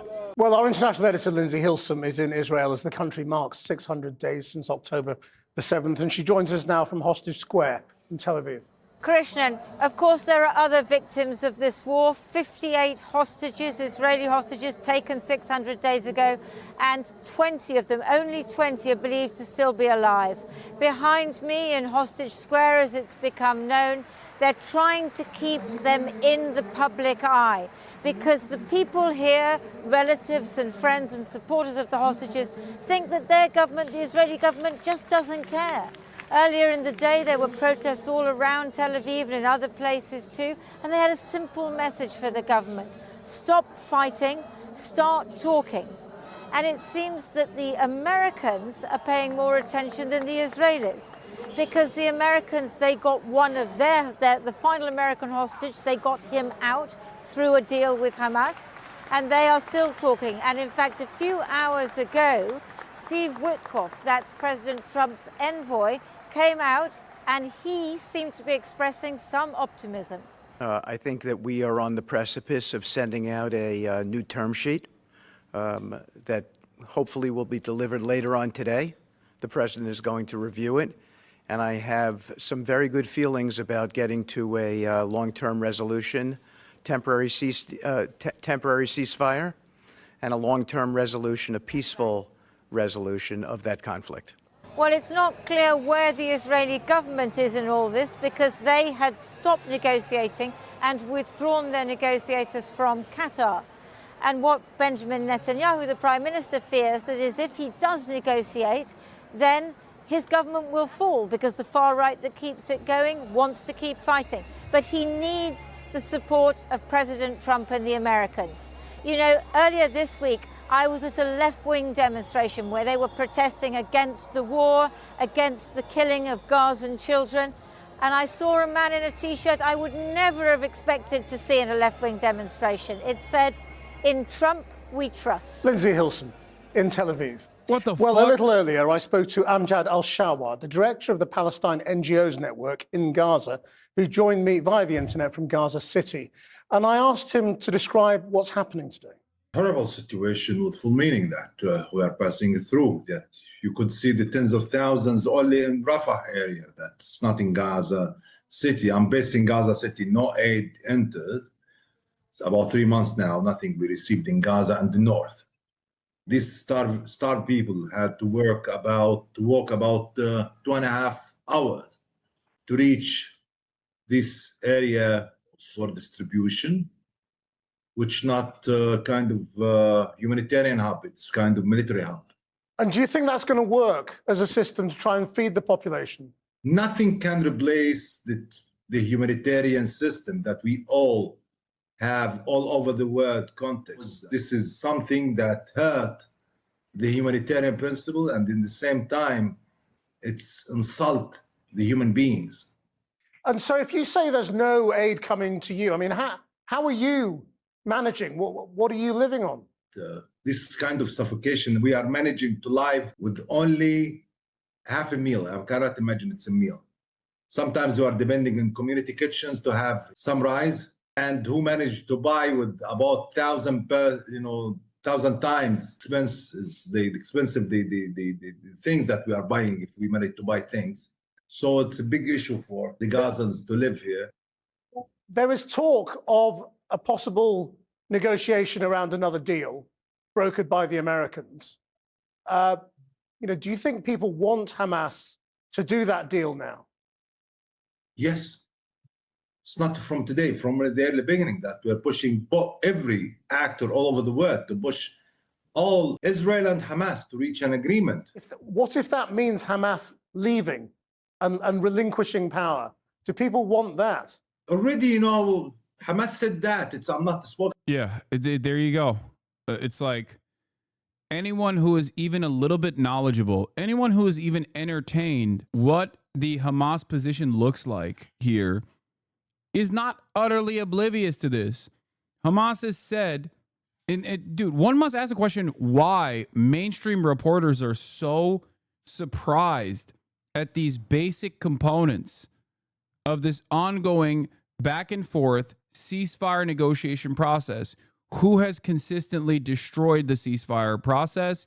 Who has consistently brought up very reasonable proposals since like 4 or 5 days into October 7?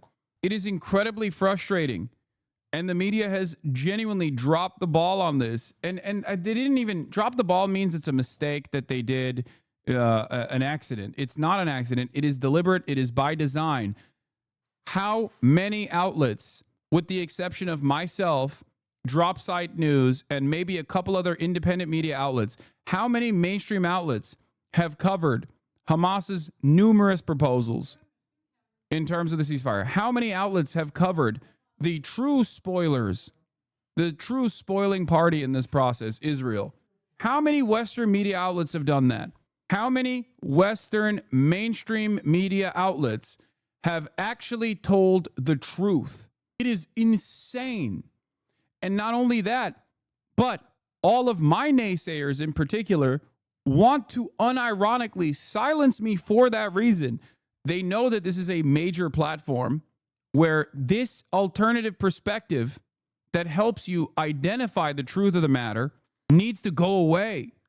It's not enough that there's only like a handful of outlets out there, non-mainstream, independent outlets out there that are actually actively covering exactly what is happening with these ceasefire talks by putting the blame where it must be put. Israel is the spoiling party in this and has been consistently since day one, because their goal was to utilize the hostages as a way to justify permanent ethnic cleansing and permanent ethnic displacement. Think about how deluded you might have been at a certain point before you actually encountered my coverage on this.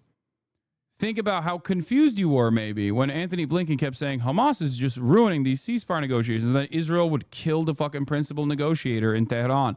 This is on the major outlets. This is on the legacy publishers that refuse to actually do real investigative reporting, to actually go and try to contact individuals within the command structure of Hamas. That's it. It is shocking that these outlets have refused to cover this perspective, the perspective of those who are victims to a genocide, unless those victims to a genocide are critical of the governing affairs of the only party that is currently defending Palestinians. It is shocking. The depravity is shocking. Like, I really thought that there was a point.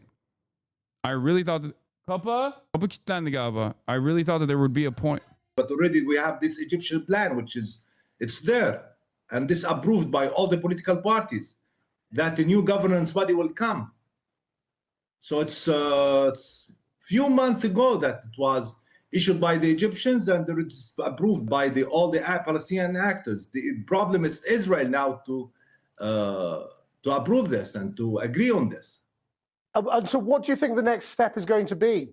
If there will be no ceasefire, I have high concerns that, as Netanyahu said, he will establish concentration camps for the people of Gaza in the south area in Rafah, which almost destroyed now, in order to deport them and to reoccupy Gaza.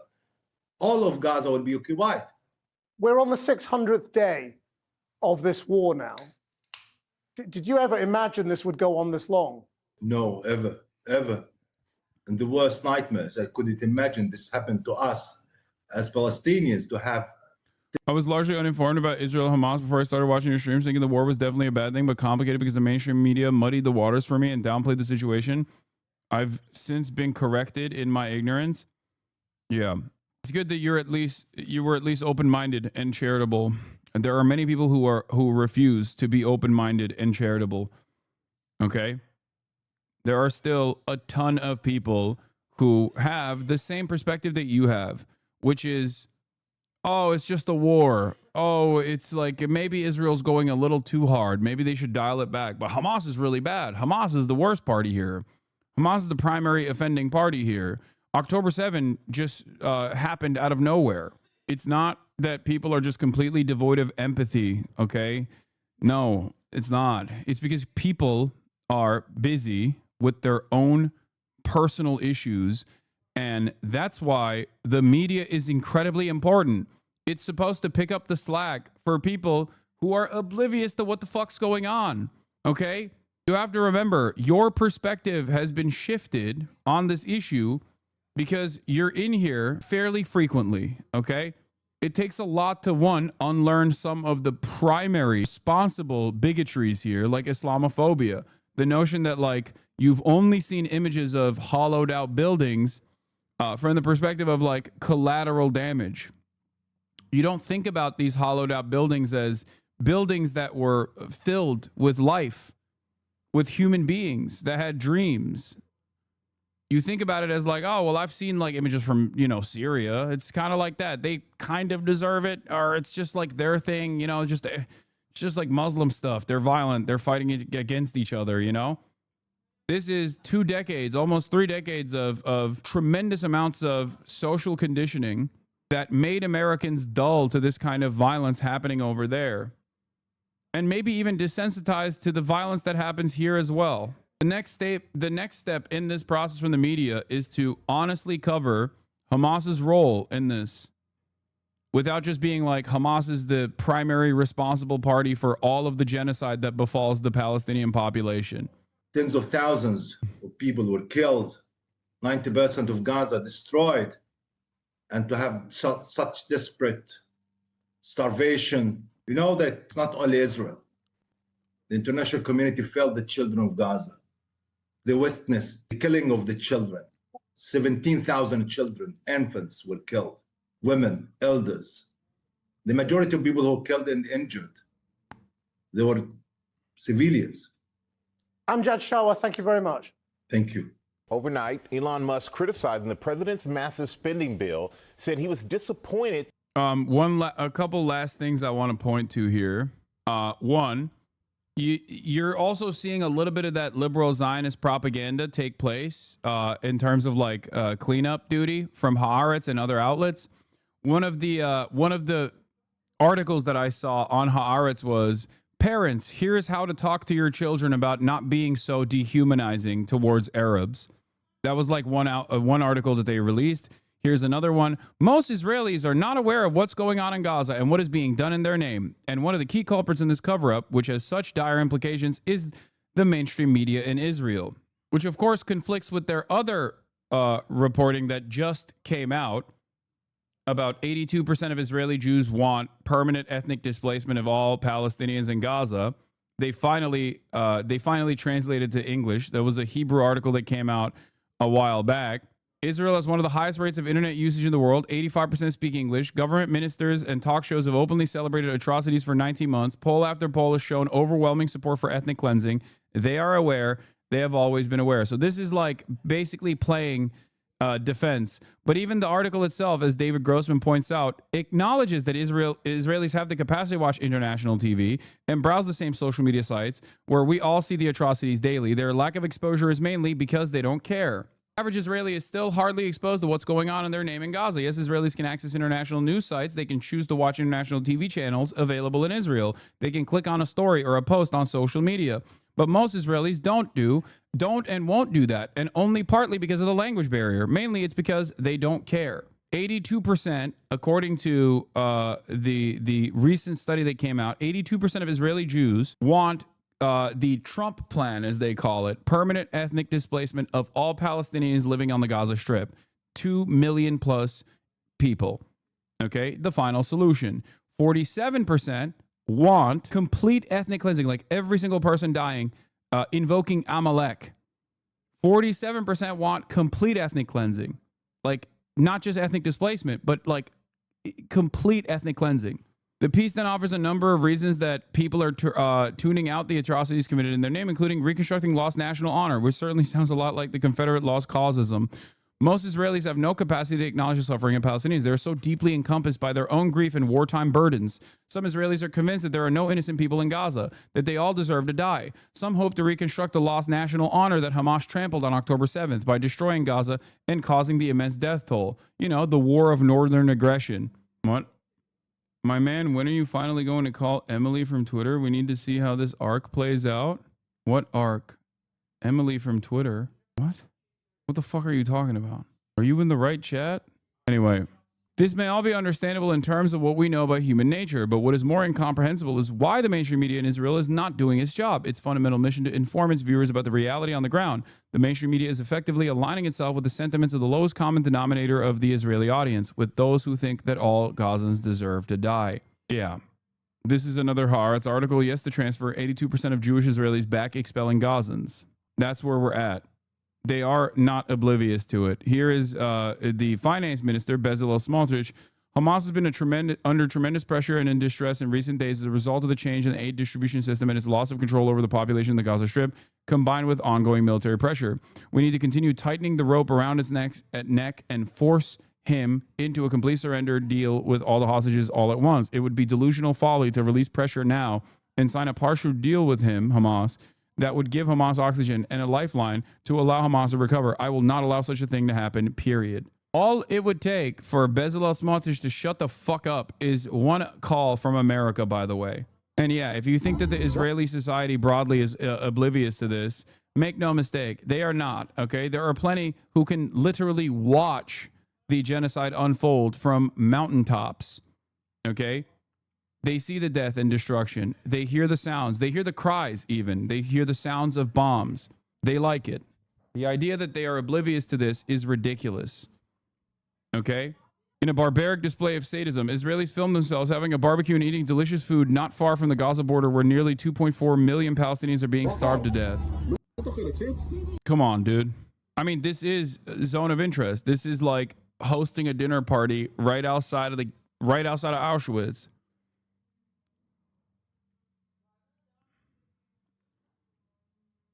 That's it. To be super clear, this is nurture, not nature. From a very young age, Israelis are conditioned to be this way. No, absolutely. I know that. I understand that. That's precisely the reason why Americans who are hopped up on Islamophobic fumes do not have the same fucking attitude that the average Israeli has towards what must be done to the population of Palestinians in Gaza. Okay?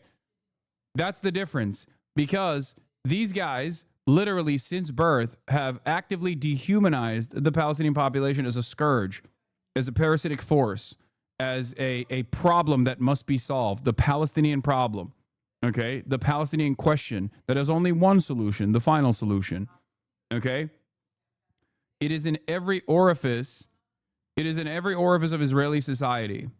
So, of course, it is baked into the collective consciousness of the Israeli population. There is a attitude of Jewish supremacist thought. It's ironically projection when Israelis claim that Palestinians are taught to hate Israel from an early age, taught to hate Jews from an early age.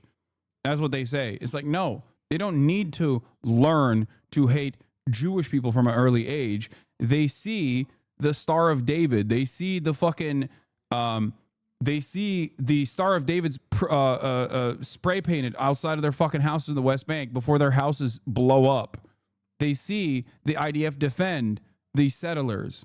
Palestinians learn to hate Israel when Israel blows up their school. They don't learn to hate Israel at school. They don't have to learn to hate Israel at school. It's pure projection. Yeah, this is what they see every Flag Day, by the way. On Jerusalem Day, Israeli women chanted, "May your village burn," as they marched through the Armenian quarter in the old city of Jerusalem. Yeah, the Israeli Gen Z to Arabs, "May your village burn." This is, by the way, celebrating the occupation of Jerusalem. Steve Witkoff says the U.S. is on the precipice of securing a temporary Gaza ceasefire. Here is what we reported Monday about what Hamas said was the understanding it reached with the U.S. on terms of a deal. We do not know yet what the amendments Israel formerly demanded. There is no, we're on the precipice of a deal. I need you to understand something. When Witkoff says this, he is lying. When Trump says this, they are lying. The notion that America does not have ultimately all power to put an end to this is a lie. They do have all of the power to end this. And so did Joe Biden. Witkoff met with Netanyahu's point man on negotiations, Ron Dermer, yesterday to go over proposed terms for a deal. This will all boil down to what Israel is demanding and if Trump will push back and force Netanyahu to sign a deal that is acceptable to Hamas. Here is Steve Witkoff speaking today alongside Trump and the prospects of a Gaza ceasefire deal. I can't repeat this enough, okay? Whenever you hear, oh, it's out of our hands. Oh, it's out of our hands. Oh, man, Israel is just simply not playing ball. Understand that they are lying, okay? They are posturing this way as though they are powerless in this when they have all of the power in this, okay? All it would take is, like I said, one fucking phone call. And that is exactly how Biden lied about it too. Biden lied about it consistently saying, oh, we're so mad at Benjamin Netanyahu. I'm so mad at Benjamin Netanyahu. It was fucking bullshit. It was a lie. So when Trump does the exact same thing, remember that. This is no different than the Biden-Blinken dynamic. Ass covering for Israel after Israel openly says, no, we're not going to do that. What's ironic, of course, is that unlike the Biden-Blinken dynamic, because these guys are not liberals, they don't have to even present themselves as like pacifists or people that want to fucking end wars or whatever. And therefore, they are much more honest as opposed to Biden and Blinken in their ambitions, where Trump will come out and be like, I'm actually outflanking Israel on the death and destruction. I actually want Israel to do a permanent ethnic cleansing of the Gaza Strip. Ultimately, between Biden and Trump, there is no daylight with respect to how much pain they allow Israel to subject Palestinians to. Okay? Isn't that like saying you Russians are complicit for not protesting against the Ukraine war, even though we'd get imprisoned? What are you talking about? What? No, the American government has ultimate power and ultimate responsibility in this, because Israel would not be able to do any of the things that it's done over the last 19 months without our go-ahead and without our weapons, without our endless munitions, and also our endless deployment of the American Navy and a coalition force that protects Israel every step of the way, every single day. Without America's defending the nation state of Israel, okay, as it's conducting its genocide, Israel would never be able to be this unrestrained in its maximalist violence. Israel would get fucking immediately destroyed. Like there would be backlash, tremendous backlash. Yemen would be able to fucking strike at the heart of Israel if America was not defending Israel every single step of the way. I think that. And that threat alone is enough. And this is the reason why I'm mentioning this is not because I'm suggesting. The reason why I'm mentioning this is not because I'm suggesting like, oh yeah, America is going to like stop defending Israel tomorrow. The reason why I'm suggesting this is to help you understand how much power we have. If I can recognize this, you think Benjamin Netanyahu doesn't? Of course he does. That's the reason why every single thing that's happening right now that Israel is doing to the Palestinians is being done with the go-ahead of the United States of America. Be more emotional. What do you think about debunking misinformation and building emotional relatedness? Like, have you considered playing on feelings over facts? Emotional understanding, motherfucker. Be more emotional. What? Okay. We are on the precipice of sending out a new term sheet that hopefully will be delivered later on today. The president is going to review it, and I have some very good feelings about getting to a long-term resolution, temporary ceasefire, and a long-term resolution, a peaceful resolution of that conflict. Yeah, it's bullshit.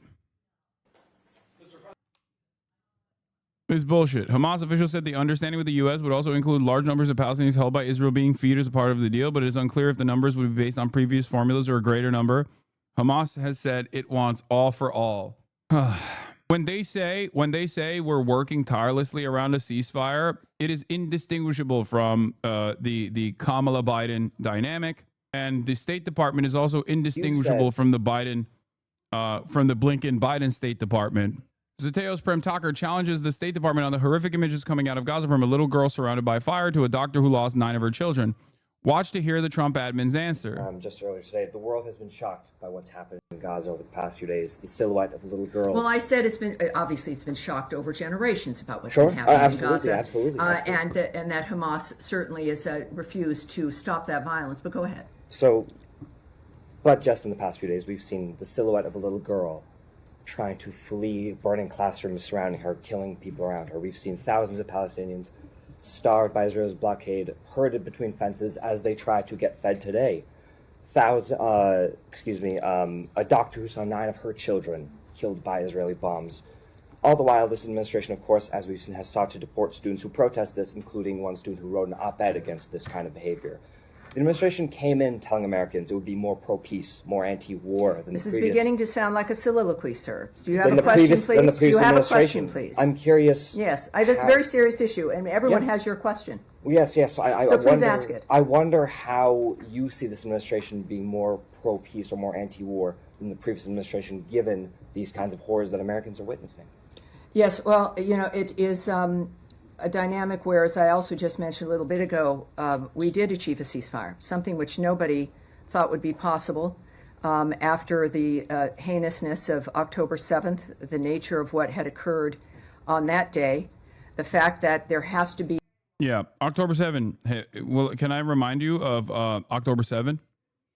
Remember October 7?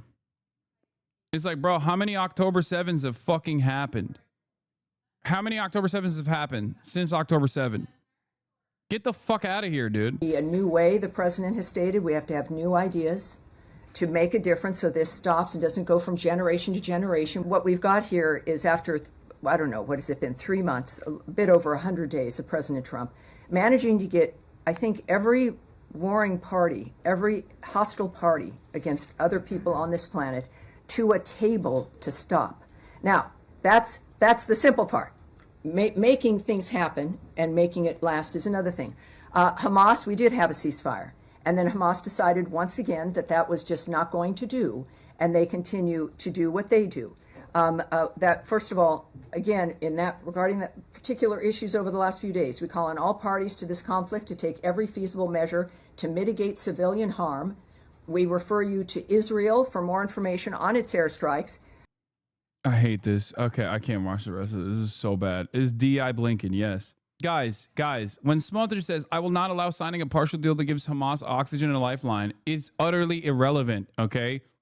If Benjamin Netanyahu says, I will never sign a deal for Hamas, we have to kill all the Hamas, we have to kill all the children that are Hamas, everyone is Hamas, none of that is relevant. Just as it was not relevant when they were saying this shit when Biden was president. Why is it not relevant? Because Trump has all the cards. Trump loves the art of the deal. Trump loves talking about who holds the cards here. Who do you think has more power in this process? Israel or the United States of fucking America? The notion that Israel is simultaneously an independent country but also a small being and has to do this genocide is so fucking stupid. It is so stupid that 19 months in, it is honestly, it's repulsive whenever people fucking try to present this as though it's the case, okay? Whether it be members of the media that try to do this same dumb shit, or whether it be people who want to defend Israel to say this dumb shit like, oh, Israel will get their weapons from elsewhere. No, the fuck they won't. No, they won't. 70% of munitions come from the United States of America, okay? 70%. And it's not just that, but the United States of America is basically holding every other country from actually saying enough is enough to Israel. The idea that without America, Israel will continue to do whatever the fuck it wants to is so ridiculous, okay?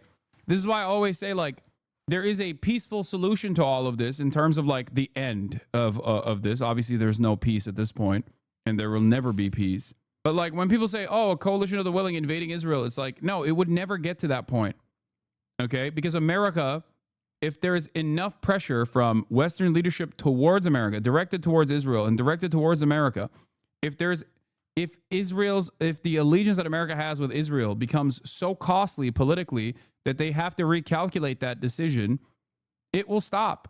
It's that simple. America will have to stop Israel. And there will never be a point where, like, there is an outflanking of America in this process where, like, there's a coalition of the willing that go and invade Tel Aviv or whatever. It will stop far before then. When America says enough is enough. Do you think it's that easy to do? Yes, it is literally that easy to do. Make no mistake. All it takes is one fucking phone call from the United States of America. And guess what? If Israel tried to entertain the notion of doing this on their own, they would get fucking lasered out of existence. They know that. There is no world where this would ever even get to, like, straight up military intervention. Okay? Because here's what would happen. One phone call, Israel says, okay, and then they continue, right? Let's say they continue in direct violation of America's demands.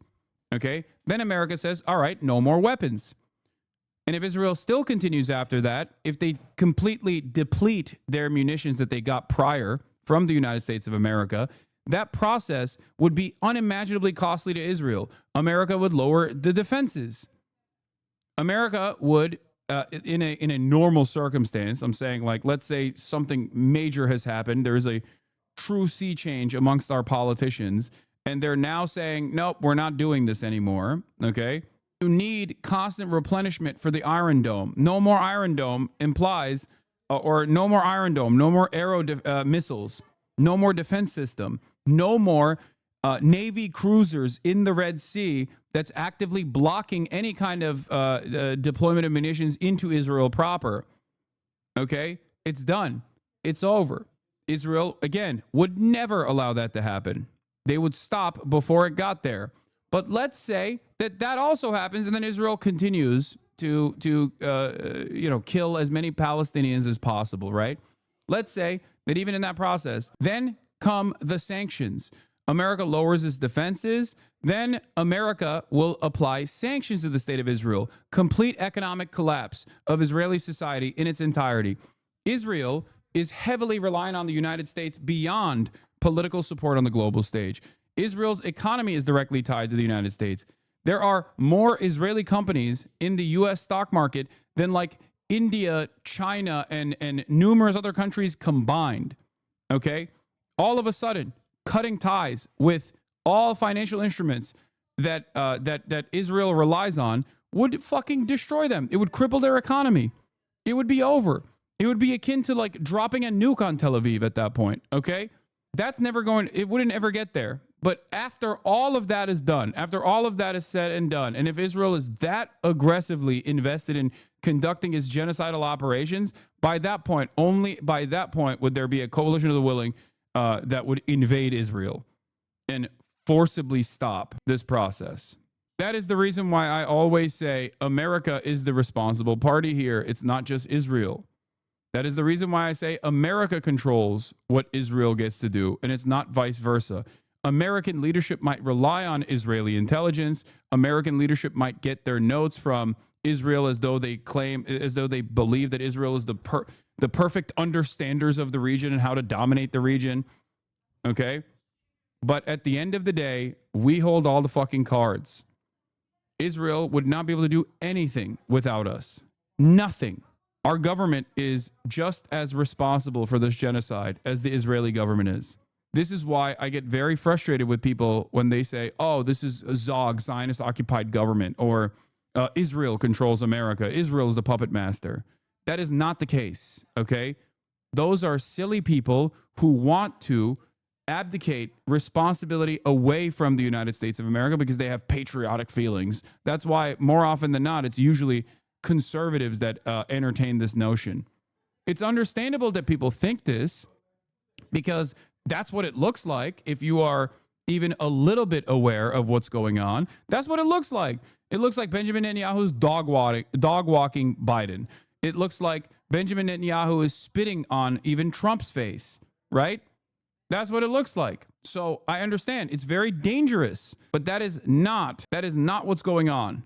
Unless you think like Jews have mind control powers, okay? At which point I think you've fucking lost your mind, you know? Anyway, moving away from this. Oh, also there is this part that I think is funny. New poll of Jewish voters in New York City mayoral race say 31% Cuomo, 20% Mamdani. Mamdani is getting a higher performance than Brad Lander, who is Jewish himself. Mamdani, the Zionist entity must be dismantled. Foreign Minister Gideon Sa'ar stated that if calls and actions by countries and politicians for arms embargo against Israel succeed, God forbid, the result would be Israel's destruction and a second Holocaust. Okay? This is precisely the reason why it's never happening. Okay? This is precisely the reason why Israel would stop. It's that simple. That's why I say America has one phone call. It's one phone call away. I mean, he's fucking exaggerating. I think he means a third Holocaust would happen because the second Holocaust is already happening. Israel is doing it to the Palestinians. Yeah. If you still don't get it, ask yourself where Israel will get Iron Dome missiles. Yeah. Tamir interceptors. Who is making them? We are making them. How would they replenish those resources? Who would they go to? Russia? China? You think Russia and China would not use this as an opportunity to fucking to basically showcase the depravity of American foreign policy? They absolutely would. Okay? Russia is a major ally to Israel, and so is China. They're a major trading partner to Israel. They absolutely would, having said all of that, they absolutely would use this as an opportunity to be like, see, this is what America's done. Not only that, but also, how the fuck would they, exactly, as you pointed out, how the fuck would they ramp up that kind of production quickly? They can't. Meanwhile, Israel is literally begging to fucking attack Iran and pull America into the conflict more and involve America in this suicidal pact, this double suicide pact, in more meaningful ways. Okay? But will this actually end if America's gaining money and influence? America's not gaining influence in this process. America is destroyed any kind of notion that they are the protectors of liberal democracy or the international rule-based order. They've destroyed it. And they also destroyed it specifically because this happened so closely to Russia's invasion of Ukraine. So there is an analog there where America sided with the morally correct side, okay? And then they also offered even more support, even more unconditional support to the side that was the morally incorrect side. So that dynamic, I think, put this in perfect display, where America does not care about doing the right thing. They only care about advancing America's interests, okay? The very same instruments, organs of justice that the American government was entertaining and relying on, they immediately started sanctioning. They immediately started positioning themselves in opposition of, okay? I think that also plays a role. And by the way, that was Brandon. That was fucking Brandon. Brandon played a formative role in unironically destroying America's position in the global stage. Mr. Foreign Policy. Mr. I am going to show the world that we care by, we do right by our allies, was unironically the guy who did the most to showcase to the world that we are not a morally righteous nation. Something that we already knew. Something that all of us in this community already knew. Something that my naysayers constantly rail on me against, where they fucking freak out and they're like, oh, dude, you're so stupid. All you say is America bad, and you don't actually offer any reasons. I do. You just don't hear the reasons that I offer. You don't care about the reasons that I offer. Anyway, getting back to domestic policy on the domestic front, let's cover the girlies fighting now. The girlies are fighting, as I told you it was going to inevitably happen. Here it is. Elon Musk slams Trump's spending bill. He's very disappointed. Overnight, Elon Musk, criticizing the president's massive spending bill, said he was disappointed to see it. Let's go to Capitol Hill. Correspondent Jay O'Brien with the latest. Good morning, Jay. Yeah, Michael, good morning. President Trump has been adamant he wants Republicans united behind his mega bill, full of a laundry list of campaign promises. But one top ally is still not on board this morning, Elon Musk. Overnight, President Trump's biggest ally coming out against his recent legislative victory. I was disappointed to see the massive spending bill, frankly, which increases the budget deficit, not just decrease it, and undermines the work that the Doge team is doing. Billionaire Elon Musk, who pledged to take a step back from politics, slamming the president's bill, which was pushed through the Republican-led House. I think a bill can be big or it can be beautiful, but I don't know if it can be both. My personal opinion. For days, Musk has hinted at his discontent with the GOP bill, but his latest comments underscoring division within the Republican Party over their own. Why don't you think China's using this as an opportunity to present themselves as more pro-Palestine, at least posture-wise? Wouldn't that give them people a different moralist superpower to look to? They are. They are doing that already. They come out and make statements all the time. They speak at the UN. They actually fucking, they're in the Security Council voting against Israel and against America. None of it obviously matters ultimately. And if you're asking why they're not doing more in terms of cutting funding or offering sanctions, China doesn't, one, have that kind of power in the global stage. America still has the reserve currency. America still controls all of global trade. And beyond that, China will never do something that disrupts their diplomatic interests ever. They are ultimately an incredibly self-interested nation in the same exact way that America is, and that's something you have to remember. Okay? This is something that I've brought up a million times over. China is non-interventionist to a fault.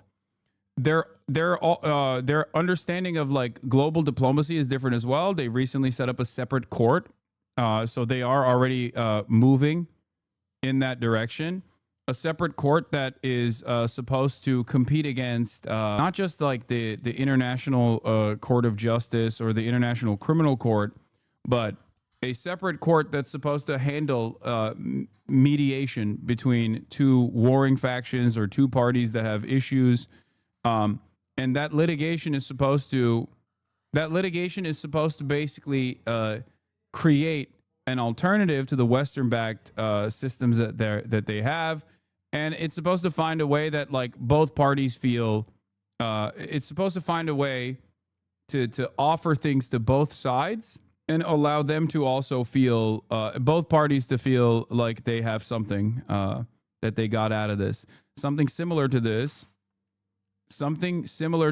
already took place with the Iran-Saudi deal that China presented. Pre-October 7, China went to Iran and China went to Saudi Arabia and put together a mutually beneficial agreement for both parties. This literally took place. I covered it when it happened. Obviously, post-October 7, things have changed, but it does not matter. The U.S. has been... wait, what? Oh, no. China's stated foreign policy position is pretty much always non-interventionist regardless of what the subject matter is. This doesn't mean they never intervene, but it's certainly their posturing. Yes. You don't have to... Let the guy troll, man. It's fine. He wants to be in here and talk about his favorite pedophile neo-Nazi. I'm going to unban him. He should keep doing it. Good job, chatter. We all think you're very cool. So sad. I banned again? Okay. All right, whatever. You guys just don't want anybody. I guess the mod team doesn't like any pedophile Nazis coming in here to be like to openly declare their loyalty to a literal pedophile neo-Nazi. No free speech around these parts. I thought comedy was legal. Yeah, USA, we're making comedy legal again. I guess you don't want comedy to be legal. That's comedy. That's comedy. It's just dark comedy, bro.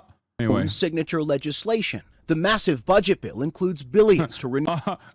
I am now become meme. Dark construction of the border wall, along with billions more for defense spending and an extension of Trump's 2017 tax cuts, which government estimates find will increase the deficit by nearly $4 trillion over 10 years. But the bill also makes significant cuts, slashing SNAP food assistance and making changes to Medicaid that could lead to more than 8 million Americans losing their insurance, according to early estimates. Sounds great. Sounds awesome. This is exactly what the American working class needed. A swift kick in the ass, you know, to kick them into high gear, to get back to fucking work.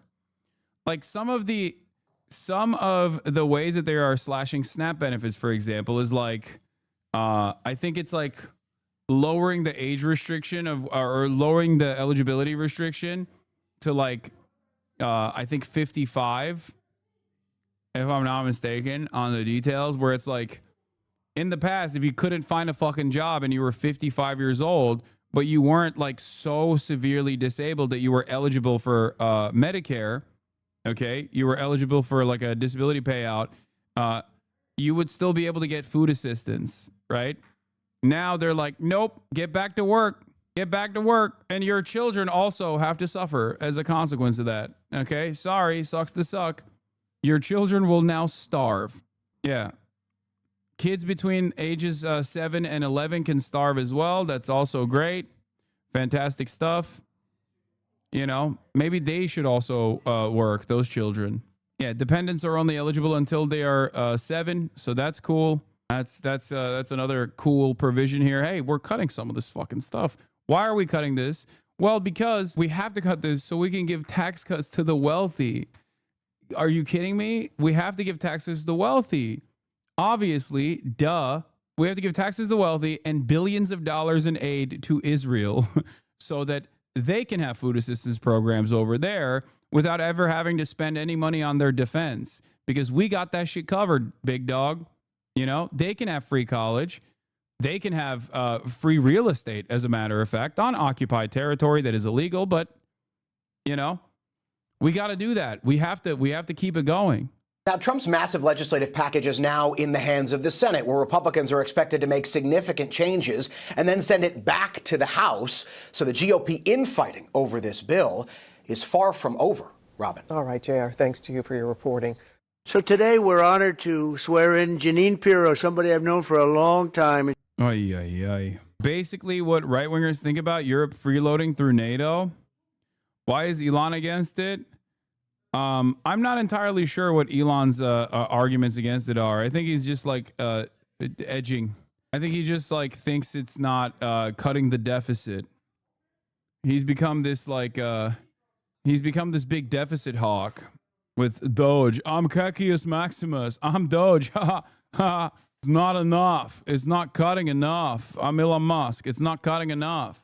Billionaire entrepreneur supported Trump, saying he's disappointed with the big, beautiful bill. His CBS interview came out Tuesday night. Trump, speaking in the Oval Office on Wednesday, defended his agenda by talking about the delicate politics involved with negotiating the legislation. I'm not happy about certain aspects of it, but I'm thrilled by other aspects of it, he said. Trump also suggested more changes could be made. We're going to see what happens, he said. It's got a way to go. Musk's concerns are shared by some Republican lawmakers. Wisconsin Senator Ron Johnson said he was pretty confident that there was enough opposition to slow this process down until the president, our leadership, gets serious about reducing spending.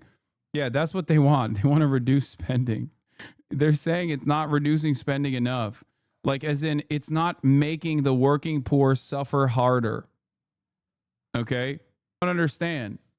We must directly kill the working poor. This starves them only a little. It must starve them harder. Speaking at a Milwaukee Press Club event on Wednesday, he added that there was no amount of pressure Trump could put on him to change his position. There was also him complaining about the Doge failures. GOP tax bill helps his biggest donor, Musk, but harms his company, Tesla. There's also, hold on, I think it was, 1 second. Let me find this clip real quick. If you want to understand how the Republicans are responding to these tax cuts. Okay?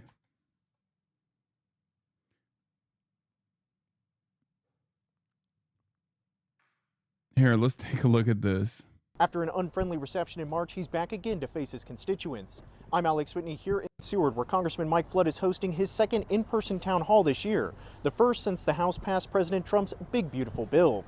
His first in-person town hall in Columbus back in March was rowdy, and things didn't change much for Congressman Mike Flood when he took the stage again in Seward. Elon Musk and President Trump. The concerns from constituents were unchanged. Many expressed fears that the impending cuts to Medicaid and SNAP assistance could be devastating for low-income Nebraskans. This bill is creating winners and losers, and I don't see how anybody could vote for a bill if they don't know who are winners and who are losers. Flood tried to defend his efforts on the House budget bill, now known as the Big Beautiful Bill, but the crowd was mostly unconvinced. Even a president. Do we have a longer clip from this? Because it's pretty good. There's literally like there is like straight up. There's so much back and forth on this. Here, I'll play this real quick. A number of you in this room disagree. Elon Musk and President Trump. Hold on. Looking into the spending, the waste, fraud, and abuse in this country is a good thing. It is a good thing. As it relates to medical research and funding, I am going to support that in the appropriations budget.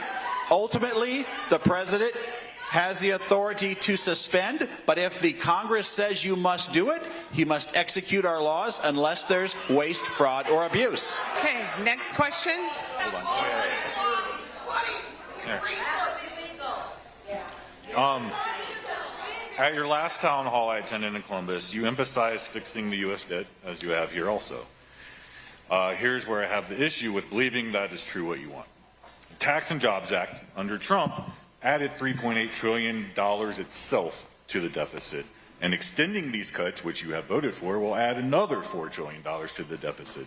You voted for both of these, but it doesn't match your emphasis on reducing the debt. Tariffs won't make up for it, because they're either being used as negotiation skills or to help with the U.S. debt or to bring back manufacturing or, wait, no, it's back to trade negotiations. Never know what they're for. Either way, it won't cover it. U.S. business is paying, so with all this emphasis on helping the working class and the deficit, why is it that only the rich benefit from this, and the rest get stuck having to pay the debt later as we do with this bill? Say that last part again. Sorry. Why do we have to pay the debt later as we do with this bill? This is not going anywhere. Obviously, it's the thing that I care the most about. This bill, while it isn't perfect, is the first. Look at these paid actors, man. First time in generations that we've actually made major mandatory spending cuts. We have to grow the economy as much as we cut this in order to get out of this. Otherwise, here's the interesting thing to me, though. If we think this is uncomfortable tonight, imagine the day that comes when the bond market and people don't buy our 10-year treasuries. This conversation gets a lot harder. And I believe that we are at least going the right direction by cutting mandatory spending. There is no easy way out of this. All right, next question. So, Professor Jason Stanley said that fascist politics intentionally distort the source of anxiety. A fascist politician has no intention of addressing the root cause of hardship. The deficit and wasteful spending are a distortion from the fact that. What's up, Mr. Hamas Diddy Piker? Guess the ban wasn't long enough. Thank you for coming to the broadcast, chatter. Maybe you can learn a thing or two about what the Trump administration is doing to fucking people like yourself. Hopefully you'll be able to, at least by accident, understand like a little bit about what your future looks like. You and other million and billionaires are personally benefiting from the tax breaks that come at the expense of social programs and regulations. It is not addressing the cause of our hardship. That is, the president is destroying our democracy by defying the courts and the Constitution, attacking and silencing free speech in the media, allowing security breaches, erasing history, using tax dollars and presidential power for personal gains, blaming DEI and using it to discriminate, and promoting eugenics and genocide, all while showing signs of cognitive decline. Your votes, actions, and inactions show that you are a fascist politician, so please explain how you are. Dude, these are fucking Nebraskans, okay?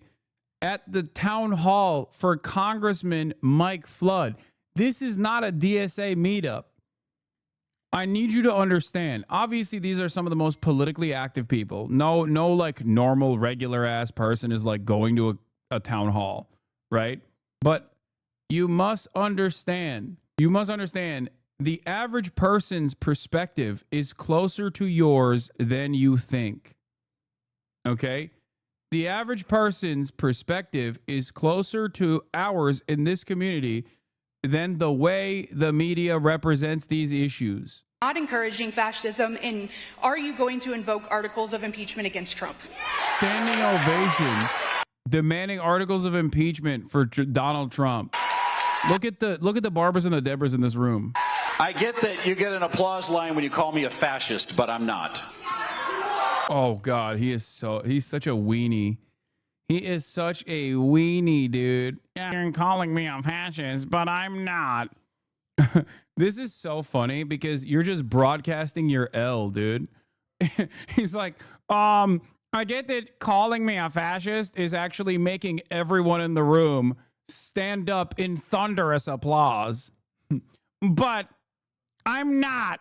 Being mean to me is illegal. Why are you mean to me? I am not a fascist. I am an American, and I would never call you something like that. But I can tell you, at the end of the day, we have to live in this country together. I have an opinion about the debt. I believe that we need to cut spending. I believe that we need to figure this out before our financial markets fail. And I will do my best to stand up for you and the There's nothing funnier than being like, I love Donald Trump, and I'm working to make sure the financial markets don't fail. When Donald Trump seemingly every day is trying to make the financial markets fail. Okay? What is this? Initially, according to a person familiar with the call, Musk urged DeWine to send Ramaswamy to the Senate so the former presidential hopeful could be the Doge point person in Congress. But shortly into the call, Musk betrayed his actual motivation. He said he found Ramaswamy annoying. Oh, it's awesome. It's just like a sequence of annoying little charlatans, one worse than the other, okay? Every single one of them is just so awful. It's the Spider-Man finger point meme, but also everyone is just, I don't know who's worse. Elon probably. Like, think about these guys: J.D. Vance, Elon Musk, Donald Trump, Vivek Ramaswamy, Too many big personalities in one room, you know?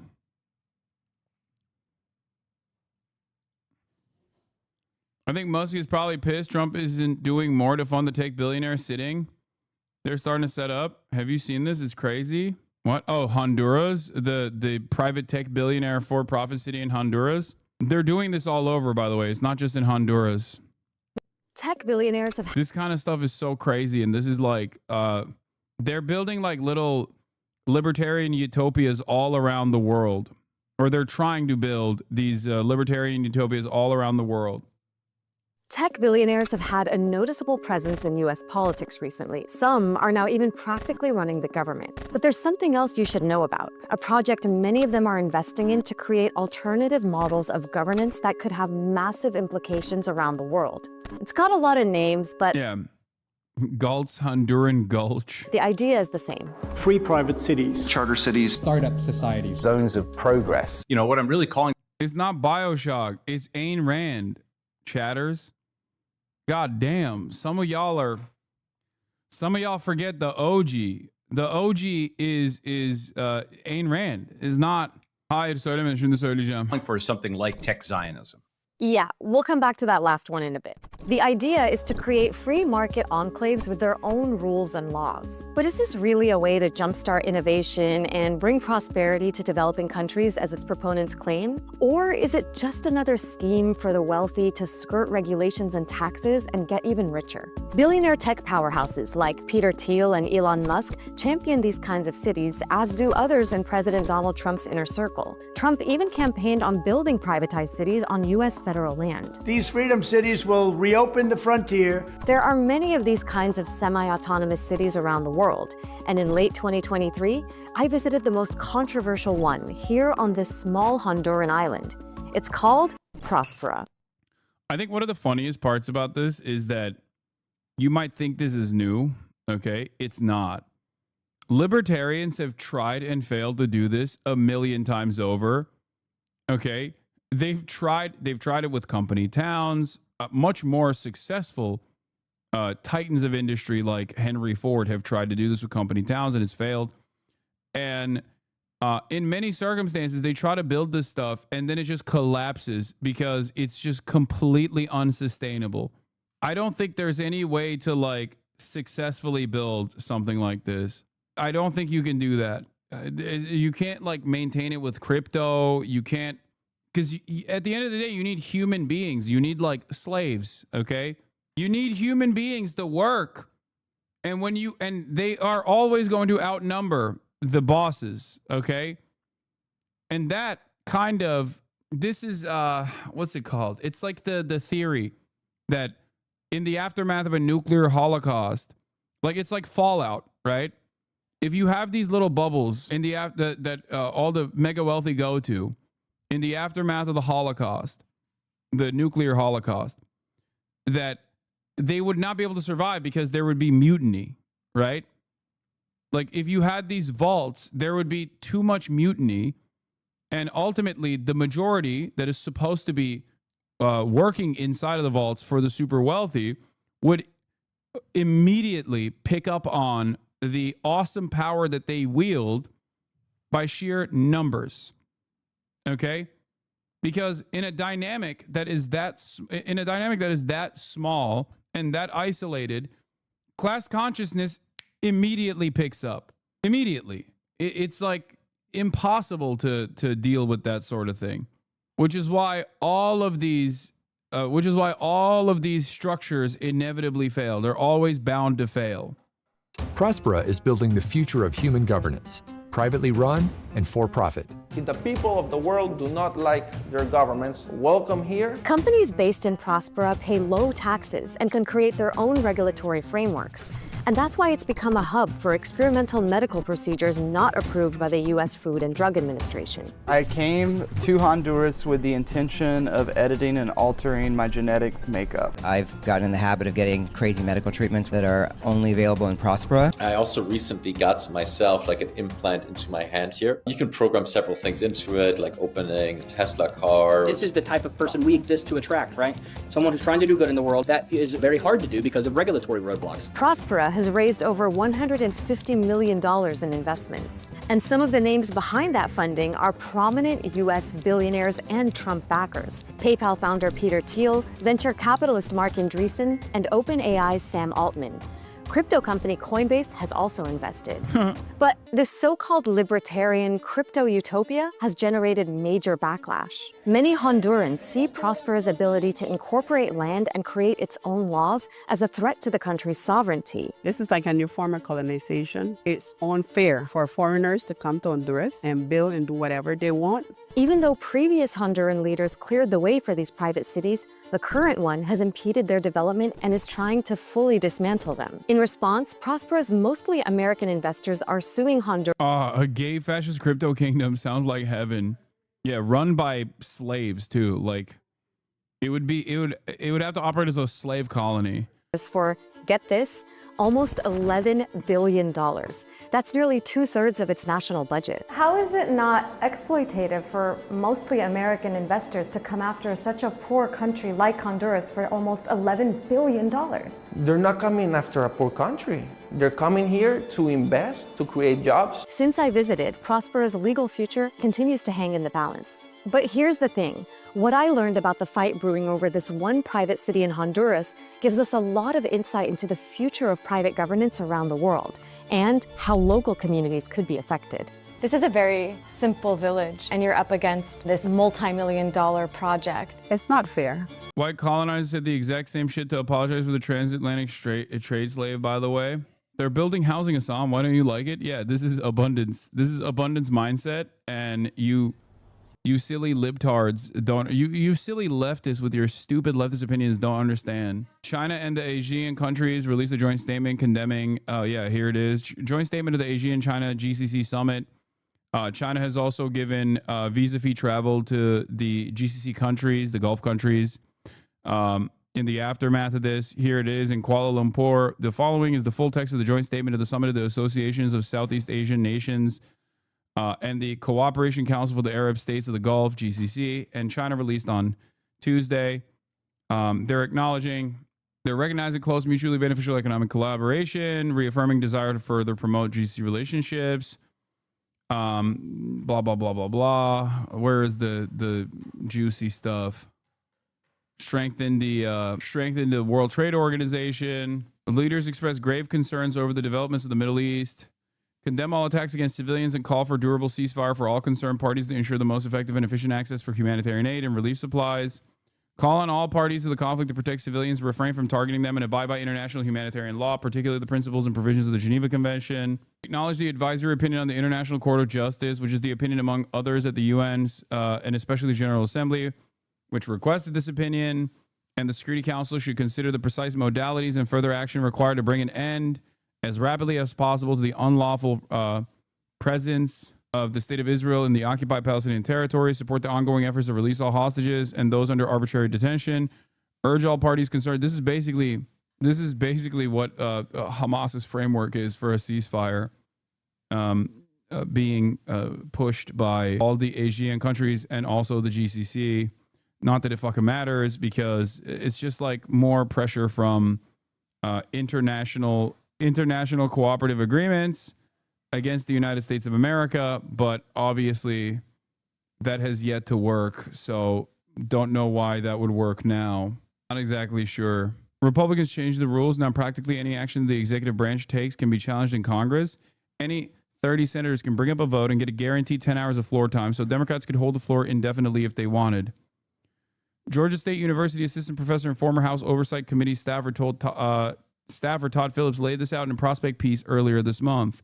Any 30 senators can force a CRA resolution onto the floor with a required 10 hours of debate time. These resolutions would need the president's signature, and nearly all of them wouldn't even get the Republican votes necessary to pass the Senate. But according to Senate procedure, they have to be dealt with if enough senators force them onto the floor. They must be debated and voted upon ahead of other Senate business if brought up for consideration. This means that Democrats can tie up the Senate floor for upwards of 10 hours with any single CRA resolution. Senate Dems know about this and have already threatened it, highlighting the absurdity of the Senate procedure may finally force changes, but only if both sides are willing to be absurd. Of course, luckily for us, there is one side that is not willing to be absurd in this process, and that's Chuck Schumer, and the Senate Democrats who refuse to do anything. This is part of the process. There are many tools in the tool belt to gum up the works. Republicans would consistently push back with every tool at their disposal, and yet Democrats are not doing the same thing. Anyway, here is Trump taking questions from reporters in the Oval Office earlier today. She's an incredible person, an incredible woman. As our new interim United States Attorney for the District of Columbia, that's a big deal. And I'd like to congratulate Janine and her whole family. And we have Christine with us, and Alex, I know, is in a very, very important place right now. And the two children, but they're not children anymore. And I've heard that, Christine, you're doing unbelievably well and very successful at a great law firm. So it's great to have you with us. Thank you very much. Over 5 decades, Janine Pirro, known by millions as Judge Janine, has devoted her life to the pursuit of justice, the defense of freedom, and the fair, equal, and impartial rule of law. And that's what she's about. She was a great DA. I remember very well. She was as good as anybody I've seen. She began a career in 1975 as an assistant district attorney in Westchester County, New York, where she prosecuted violent crimes.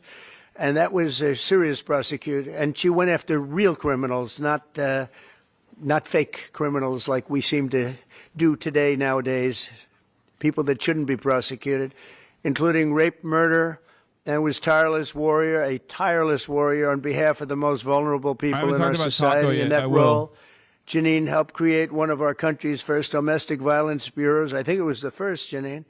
And as its chief... Okay, we're going to skip to the questions because I can't stand him glazing Janine Pirro. I think it's wild that Janine Pirro... I guess it's not that wild that Janine Pirro is a part of the administration. It's probably the most expected outcome. God, what a time to be alive, dude. She's drunk all the time. She's a Fox News personality. Makes perfect sense. Makes perfect sense for Trump to put her up. It's just we are living in the alternative timeline, I think. Something dramatically shifted in the world. Something dramatically shifted in the world, and now we're living in this different world. And for those who were alive,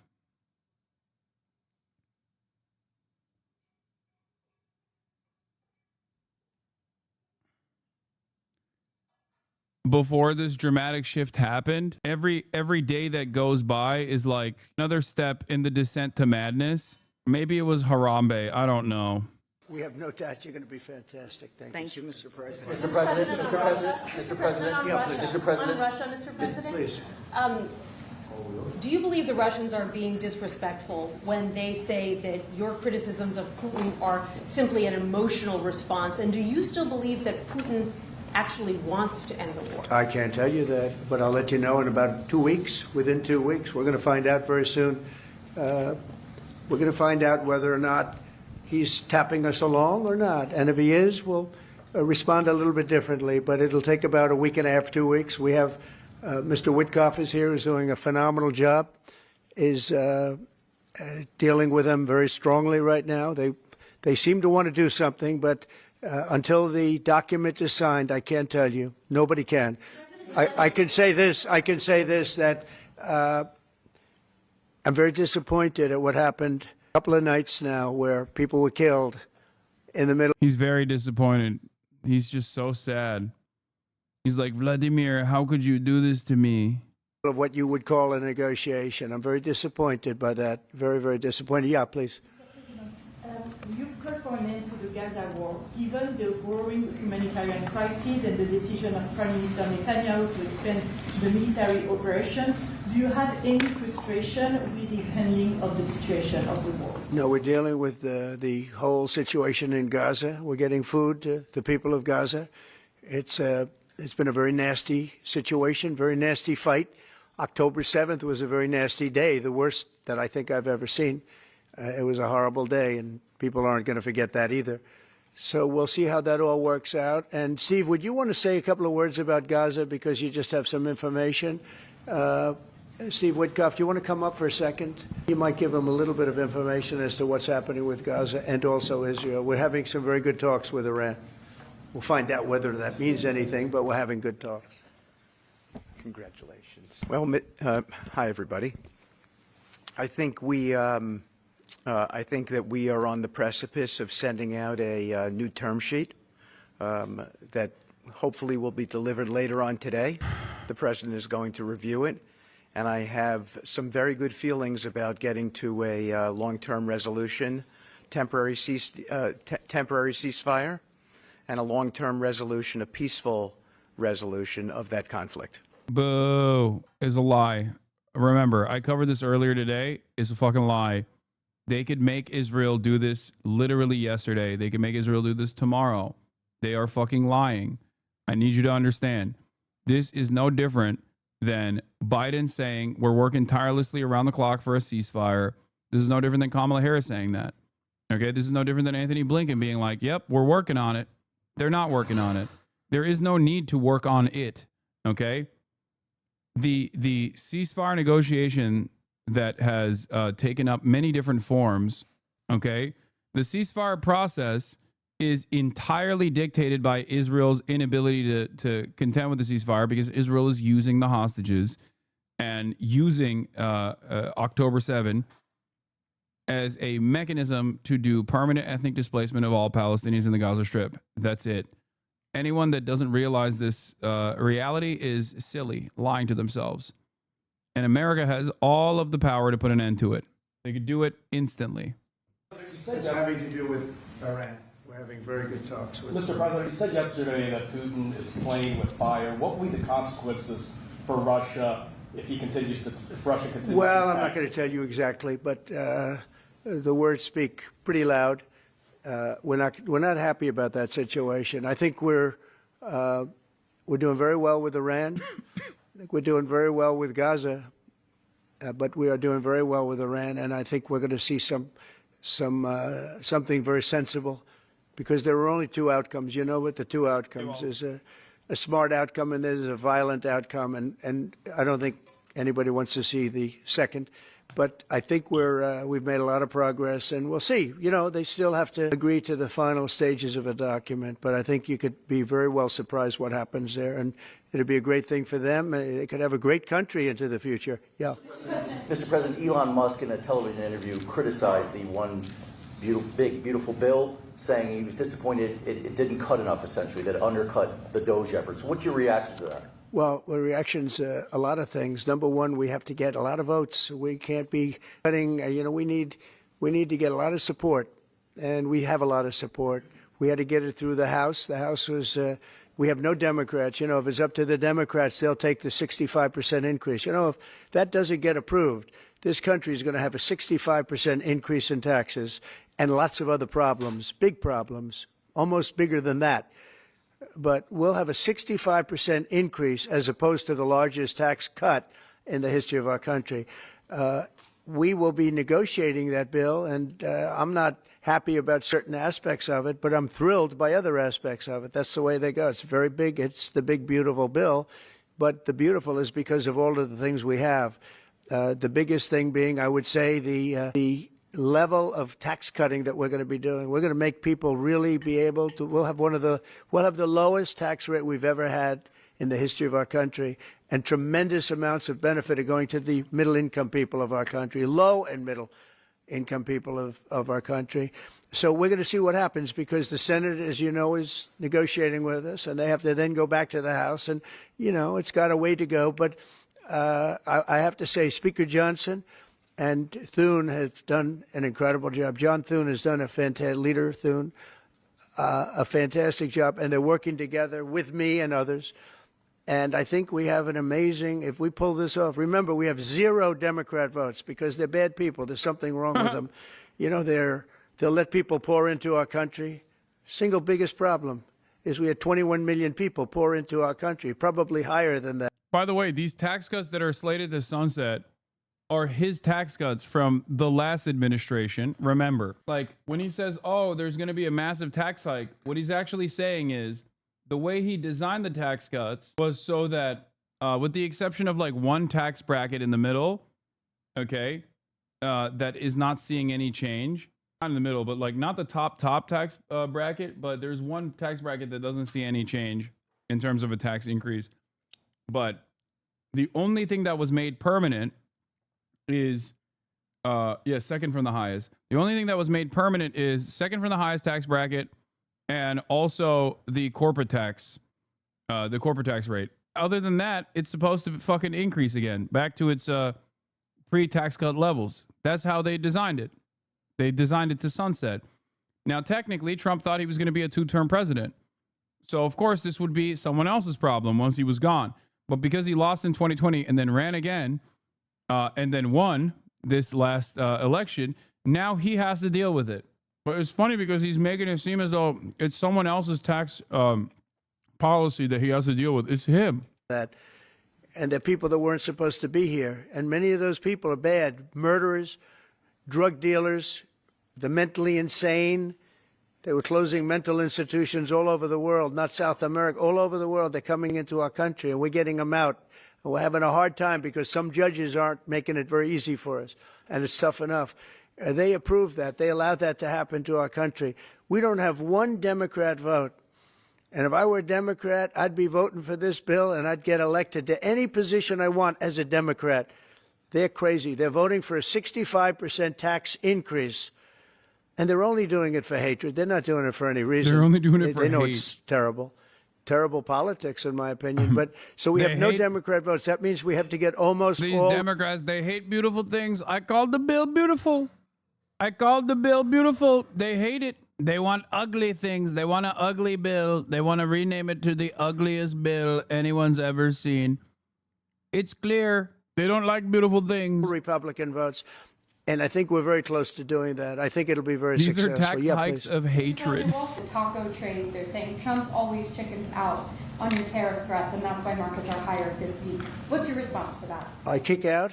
Oh, and then I chicken out. I've never heard that. You mean because I reduced China from 145% that I set down to 100 and then down to another number? And I said you have to open up your whole country. And because I gave the European Union a 50% tax tariff, and they called up and they said, please, let's meet right now. Please, let's meet right now.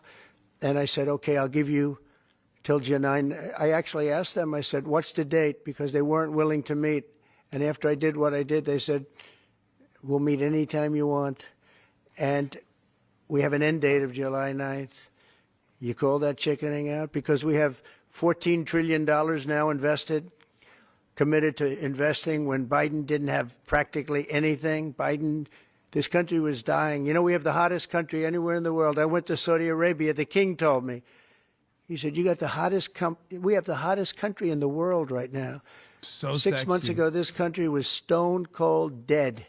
We had a dead country. We had a country like people Ivanka. didn't think it was going to survive. My and you ask a daughter. nasty question like that. So hot. It's called negotiation. You set a number. And That's if you go why down, I'm if I molesting set it. a number at a ridiculous high number and I go down a little bit, a little bit, they want me to hold that number, 145% tariff. Even I said, man, that really got up. You know how it got? Because of fentanyl and many other things, and you added it up. I said, where are we now? We're at 145%. I said, whoa, that's high. That's high. They were doing no business whatsoever, and they were having a lot of problems. We were very nice to China. I don't know if they're going to be nice to us, but we were very nice to China. And in many ways, I think we really helped China tremendously because, they were having great difficulty because we were basically going cold turkey with China. We were doing no business because of the tariff, because it was so high. But I knew that. But don't ever say what you said. That's a nasty question. Go ahead. To me, that's the nastiest question. Wait a minute. Wait. Go ahead, please. He says he's ready to sit down with you and Vladimir Putin in Geneva. And it sounds like General Kellogg is working on preparations for that. Are you planning to sit down with the two of them? Well, I will if it's necessary. It takes, we have to, I think at this point, I wish it would have been that way a couple of months ago. But at this point, we're working on President Putin, and we'll see where we are. I think we're doing fine, but we'll see. I don't like what's happening. That's one thing I'll say. I don't like when I see rockets being shot into cities. That's no good.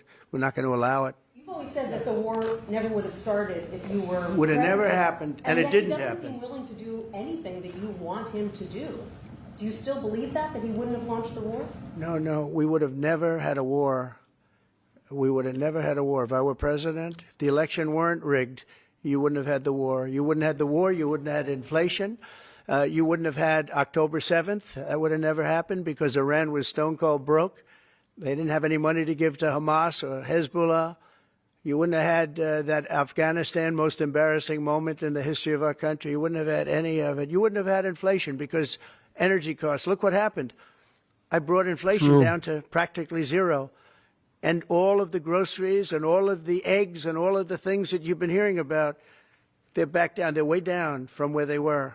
I did something in 4 months that nobody's seen. And I have to say, in 4 months, and I said it before, and everyone's talking about it all over the world, we've got the hottest country anywhere in the world right now. We're the only country anybody's even talking about.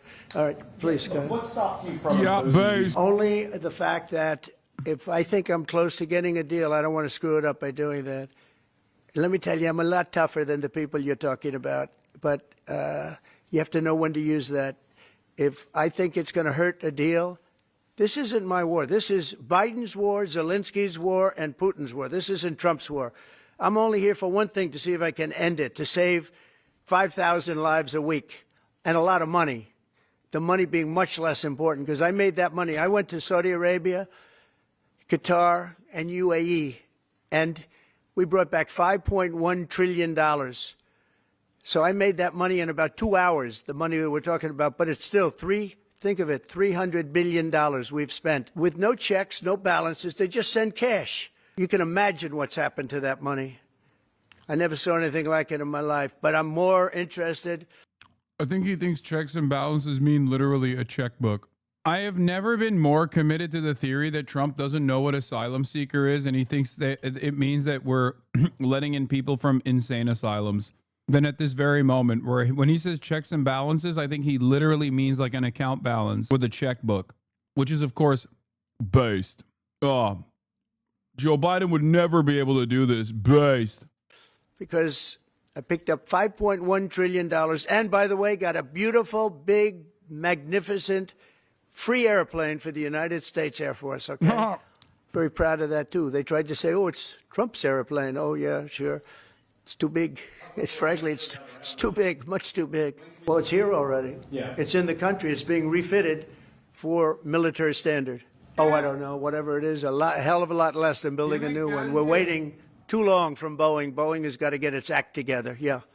Is that an arrangement you would consider for TikTok as well? Nothing to do with TikTok. Totally different kind of a deal. We'll have to get, to do it properly, we'll probably have to get China's approval. China's never easy. China's never easy. But I think we'll be able to save TikTok. I'd like to save TikTok. I mean, TikTok was very good to me. I won the young people by 37%. No Republicans ever won, and I won by 37%. And Charlie Kirk will tell you TikTok helped, but Charlie Kirk helped also. Oh, he just happens to be here. Look at him. He loves that we mentioned that name, right, Charlie? He's done great, and I appreciate all the help. But with young people, we won by 37%, Charlie, and you helped. But TikTok was amazing. And he was the first one. He said, get on TikTok. So I have a little bit of a warm spot. I know I shouldn't. They'll say quid pro quo, put him in jail for the rest of his life, quid pro quo. No, TikTok was very good to me. I won young people. I don't know if it was because of TikTok, but it was something happened. No Republican has ever won they call them young people. Young people, you can define it a lot of different ways, but I won every age group in young people. And it never happened, and won by 37%. That's a lot. Yeah, it didn't happen. It didn't happen this time either. Did you warn Prime Minister Netanyahu against taking some sort of actions that could disrupt the talks there in a phone call last week? Well, I'd like to be honest. I call them young people. Next question, please. I don't call them young people anymore. I call them young people. It's not a warning. I said I don't think it's appropriate. What exactly did you tell him? Did you I just said I don't think it's appropriate. We're having very good discussions with him, and I said I don't think it's appropriate right now, because if we can settle it with a very strong document, very strong, with inspections and no trust. I don't trust anybody. I don't trust anybody. So no trust. I want it very strong where we can go in with inspectors. We can take whatever we want. We can blow up whatever we want, but nobody getting killed. We can blow up a lab, but nobody's going to be in the lab, as opposed to everybody being in the lab and blowing it up, right? Two ways of doing it. Yeah, I told him this would be inappropriate to do right now because we're very close to a solution. Now, that could change at any moment, could change with a phone call. But right now, I think they want to make a deal, and if we can make a deal, save a lot of lives. On which? Oh, I don't know. I think over the next couple of weeks, if it happens. Yeah. And on the, when could the administration resume the interviews for foreign students visa? When do you think your administration could resume these interviews? On what? For the foreign student visa. Yesterday there was... for the French visa? For the French too, but all the foreign students. Oh, for the foreign visas? What are you referring? Foreign visas for what? Are you talking about for colleges? Okay, so you're off of Israel. Now you're talking about colleges, right? Yes, now. Okay. Well, we're going to see. Look, Harvard has been a disaster. They've taken $5 billion plus. $5 billion. Nobody knew that they were making this kind. If we didn't do this, we would have never found this out, Pam. They're taking $5 billion. And I'd rather see that money go to trade schools. And by the way, they're totally anti-Semitic at Harvard, as you know, and some other colleges, too, in all fairness to them. And it's been exposed, very exposed. And I think they're dealing very badly. Every time they fight, they lose another $250 million. Yesterday, we found another $100 million. They have, they have a fund, an endowment, $52 billion, all right? Nobody knew the government grants going to Harvard was $5 billion. It's so funny. It's a matter of public record.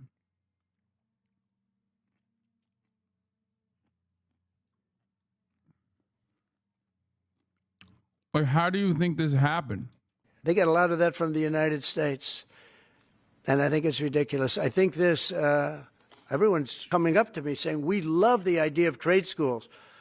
With that kind of money, and money from others, but money from them, you can have the best trade schools anywhere in the world. You give them to Iowa, Indiana, lots of good states, well-run states, and you give them the money. They can only be used for trade schools, and they'll teach people how to build motors and cars and AI. The AI, we're building plants. We're building hundreds of billions of dollars worth of AI plants, already started, many of them. We've never had a boom like we're having now. You're going to see it.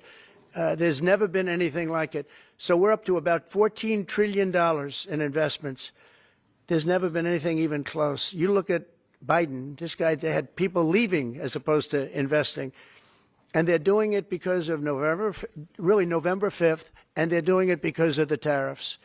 The tariffs have been tremendous. I can promise you, and I have great respect for the people at the European Union, they wouldn't be over here today negotiating if I didn't put a 50% tariff on. The sad thing is now when I make a deal with them, it's something much more reasonable. They'll say, oh, he was chicken. He was chicken. Oh. That's so unbelievable. He's still mad. Oh, the chicken thing actually pissed him off, huh? Oh, Taco Trump is bad, dude.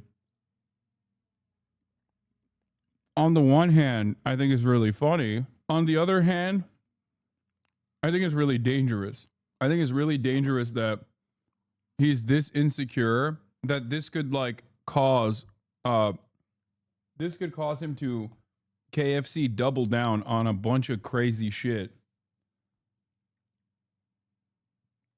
It's wild that as a child, like a fucking child, you can manipulate him into any position. This is where the chicken thing comes from, by the way. Trump erupted on a reporter for asking him about taco, a new term flying around Wall Street that stands for Trump always chickens out. Traders are loading up and dumping stocks based on Trump's erratic approach to announcing tariffs and then retreating on them. Trump was furious when the reporter asked about the term a few minutes ago, as we watched, and said he considered it one of the nastiest questions imaginable. He later returned to the topic and insisted that he was no chicken and that usually people said the opposite, that he's too tough. I'm not going to lie. I don't know if they're saying that on Wall Street, but I hope they start saying it everywhere. We need to say it for Israel. We need to say he's chicken with Israel. We need to talk about how scared he is of Benjamin Netanyahu or something. I think he's going to He's going to facilitate the invasion of Tel Aviv if we push him hard enough. Wow, I can't believe how much Benjamin Netanyahu manipulates you, Donald Trump. I really thought that you would be America first. It seems like America last under your leadership. It's really messed up how big of a bitch you are to Benjamin Netanyahu. Yeah. Really feels like he's running the show over there, huh? Are you that scared of Benjamin Netanyahu? Show us what you got, big man. Yeah, Mr. President, many are saying that Biden would have invaded Tel Aviv way harder than you. Mr. President, many people are saying Biden actually was at the precipice of a complete invasion of Tel Aviv. I usually have the opposite problem. They say you're too tough. Mr. President, on Harvard, there were some Jewish students protesting on campus yesterday. They said they don't want you making these huge cuts, cutting off student visas to Harvard in their name, because they feel Harvard like it has makes to show them us. more of a target. Okay, Harvard has to show us their lists. They have foreign students. About 31% of their students are foreign-based, almost 31%. We want to know where those students come. Are they troublemakers? What countries do they come? And we're not going to, if somebody is coming from a certain country and they're 100% fine, which I hope most of them are, but many of them won't be, you're going to see some very radical people. They're taking people from areas of the world that are very radicalized, and we don't want them making trouble in our country. So I saw yesterday that in the middle of the UK, there was a nice young man. He wants to go back to school at Harvard, and he looked good to me, but I want to check his past. But we want to be able to see why, these countries aren't helping us. They're not investing in Harvard and all of our, we are. So why would 31%, why would a number so big? I think, number one, I think they should have a cap of maybe around 15%, not 31%. We have people who want to go to Harvard and other schools. They can't get in because we have foreign students there. But I want to make sure that the foreign students are people that can love our country. We don't want to see shopping centers exploding. We don't want to see the kind of riots that you had. And I'll tell you what, many of those students didn't go anywhere. Many of those students were troublemakers caused by the radical left lunatics in this country. All right, one more question. President, yeah, go ahead, please. Will you pardon the people who are accused of conspiring to kidnap Michigan Governor Gretchen Whitmer? I'm going to look at it. I will take a look at it. It's been brought to my attention. I did watch the trial.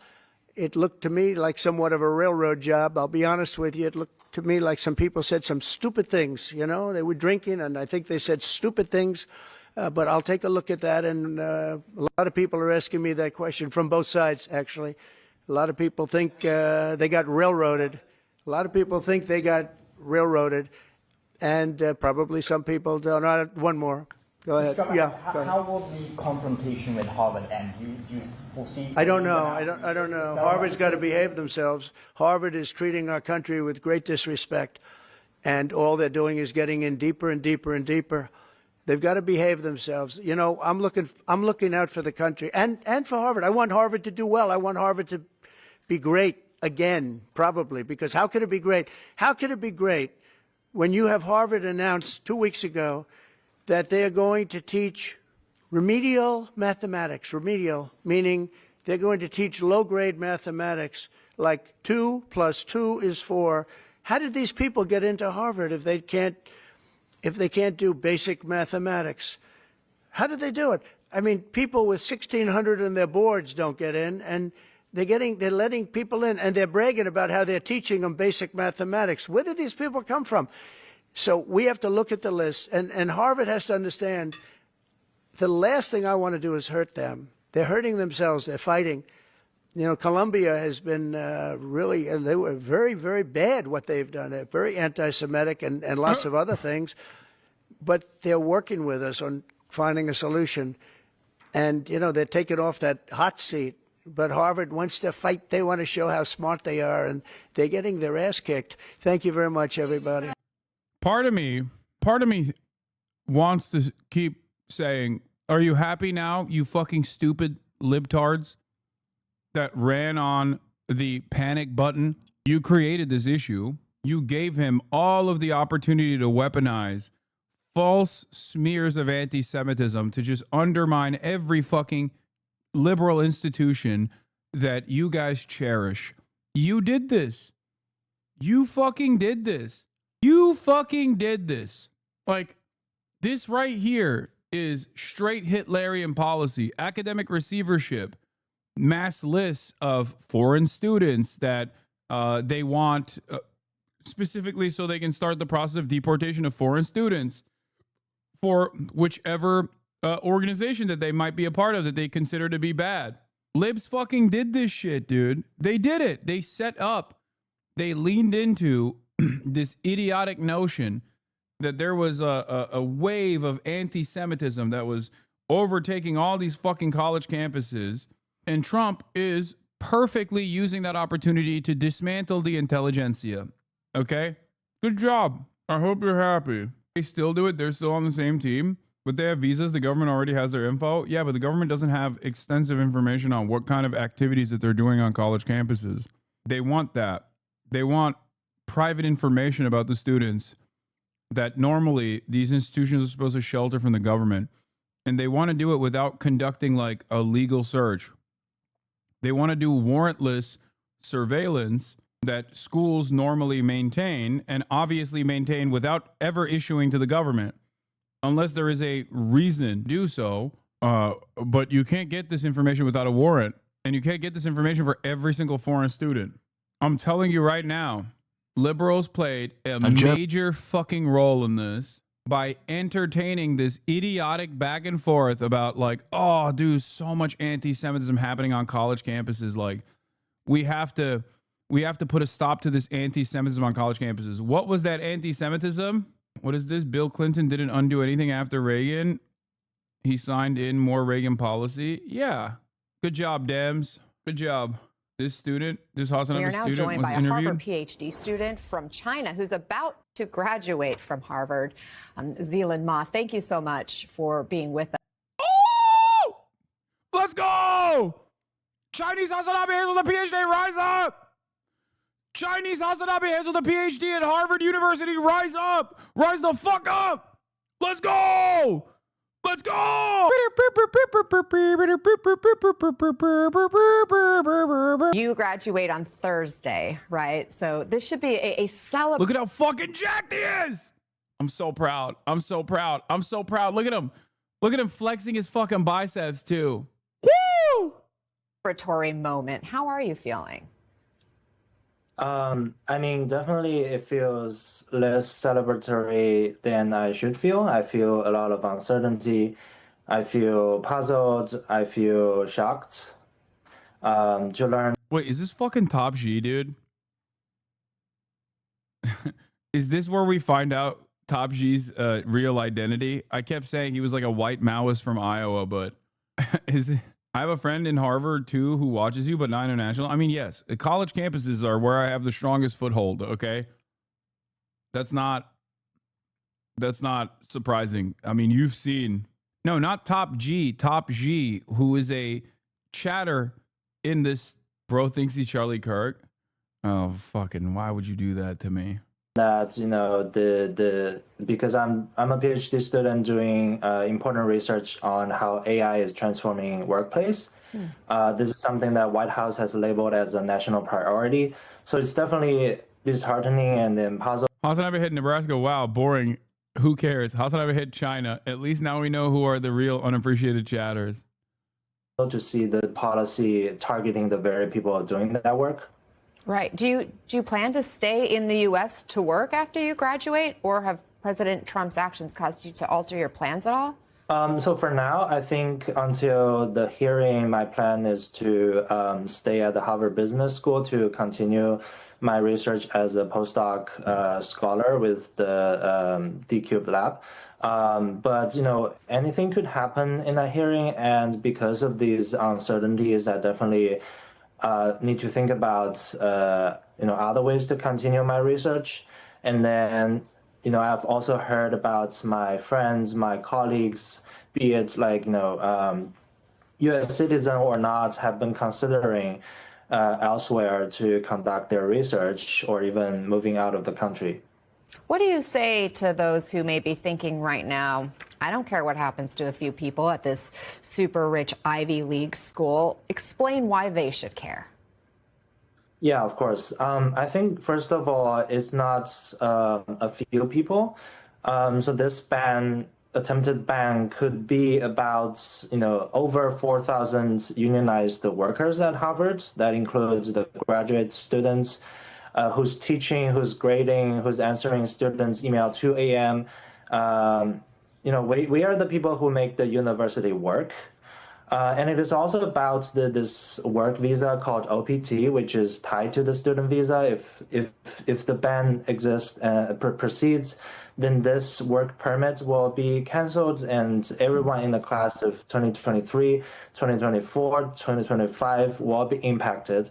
And these people have been currently working full-time jobs at top companies, doing the kind of technological, scientific, and economic work that keeps American economy running. So as a brief statistics in the year of 2024, there has been 1.1 million international students contributing to the U.S. economy. So that is not a small number. That will be a big threat to these workers. No, that's such a great point. And I know you've also pointed out previously that you think about the type of work that you and other students like yourself are doing, who are also contributing to the workforce, as you point out, and you have said, the next breakthrough in AI, the work you're doing, the next cancer cure, the next Nobel Prize. If it doesn't happen here because you and others are kicked out of this country. Dude, we're infiltrating everything, okay? Hasanabi heads, we are everywhere. It doesn't matter. You could be getting a business PhD at Harvard. There's a Hasanabi head right there. It's like fucking Fight Club, just nod along. It's going to happen elsewhere. That is America's loss. Now, part of the president's order targeting Harvard specifically claims the university coordinates with the Chinese Communist Party, and Chinese nationals make up about a fifth of Harvard's foreign students. Do you and other Chinese students feel like... She's like, do you communicate with the Chinese Communist Party? You're being targeted or scapegoated? Yeah, I definitely feel like we are being scapegoated. Like, Bro, I only met like 2 other Hasanabi heads on college. What the fuck? Oh, yeah. Depends on which college campus you go to. Also, I'm willing to bet that there are far more. I should do a fucking college campus tour, dude. Got cooked by slow? What does that mean? We have followed every... I'm so lost. How do you know he's a Hasanabi head?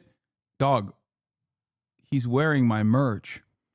He's wearing limited edition Himbo Gym merchandise. He's wearing limited edition Himbo Fitness merchandise. My entire row in my PLSC class are Hasanabi heads. Hell yeah. Rule, we have got the visa, we have passed all of the background checks. That was pretty thorough, and we have as Chinese students, some of us work here, some of us pay tuition to get here.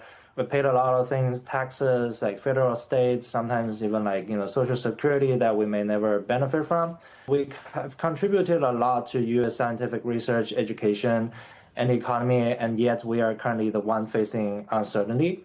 So, if the U.S. is sending this kind of message to us Chinese international students that we're not welcome, people will stop coming. And we actually have seen that people have dropped their interests by some polls that they will not come to the U.S. for studying and contributing to the scientific research. So if that happens, as you said, the next breakthrough in artificial intelligence, next cancer cure, or next Nobel Prize even, it will happen somewhere else.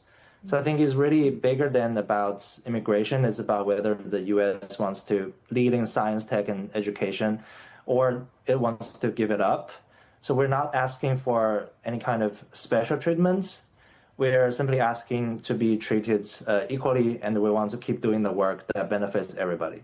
What's your message to other international students who may be considering or aspired to come and study here in the U.S.? Is it worth it?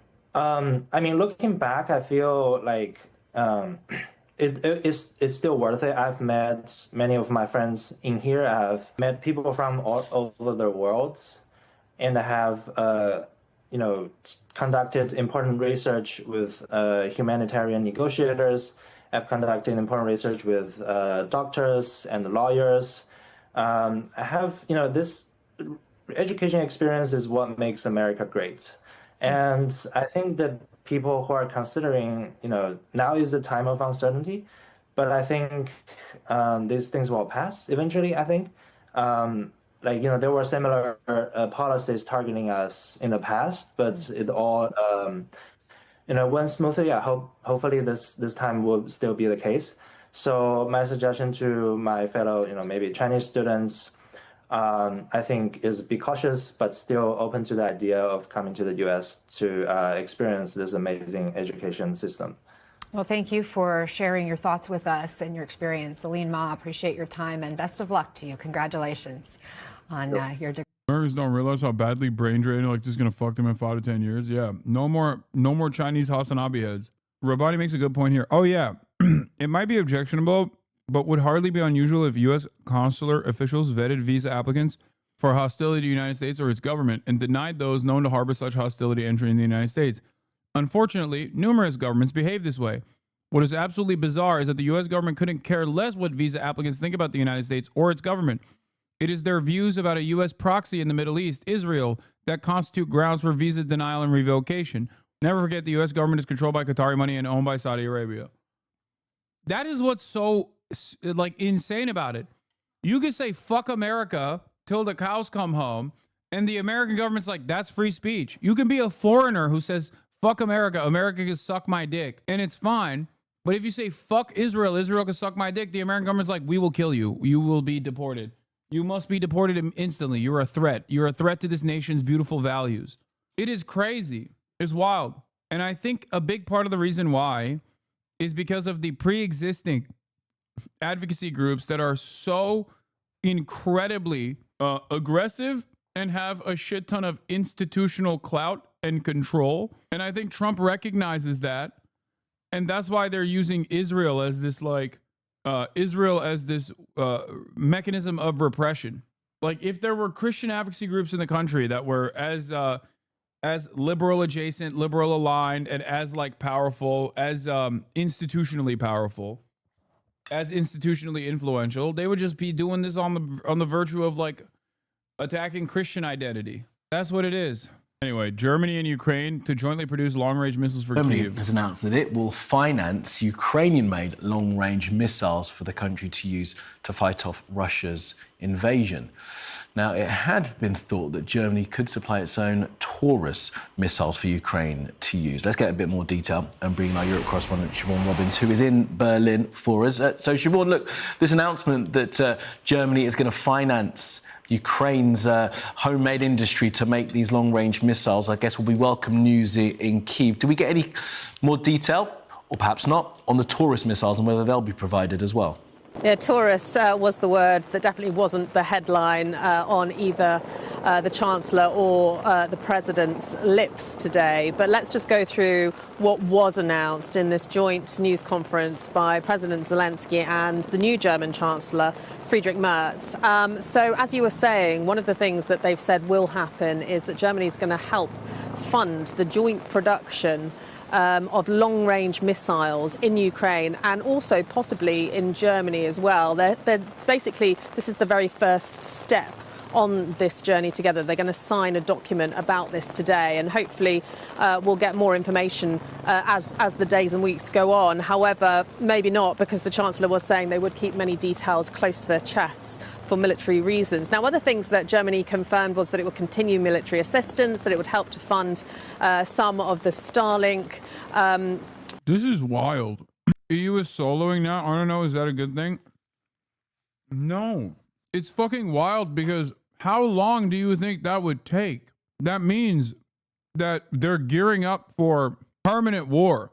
You think that means at least for another fucking 2 years minimum, probably longer. They suspect that this will continue. And then obviously after that, once these factories are built, then they'll start producing. And then that means, they'll keep using those missiles. As in, this puts a timeline on what European leadership suspects is the continuation of the war. And it's at least a decade, which is wild.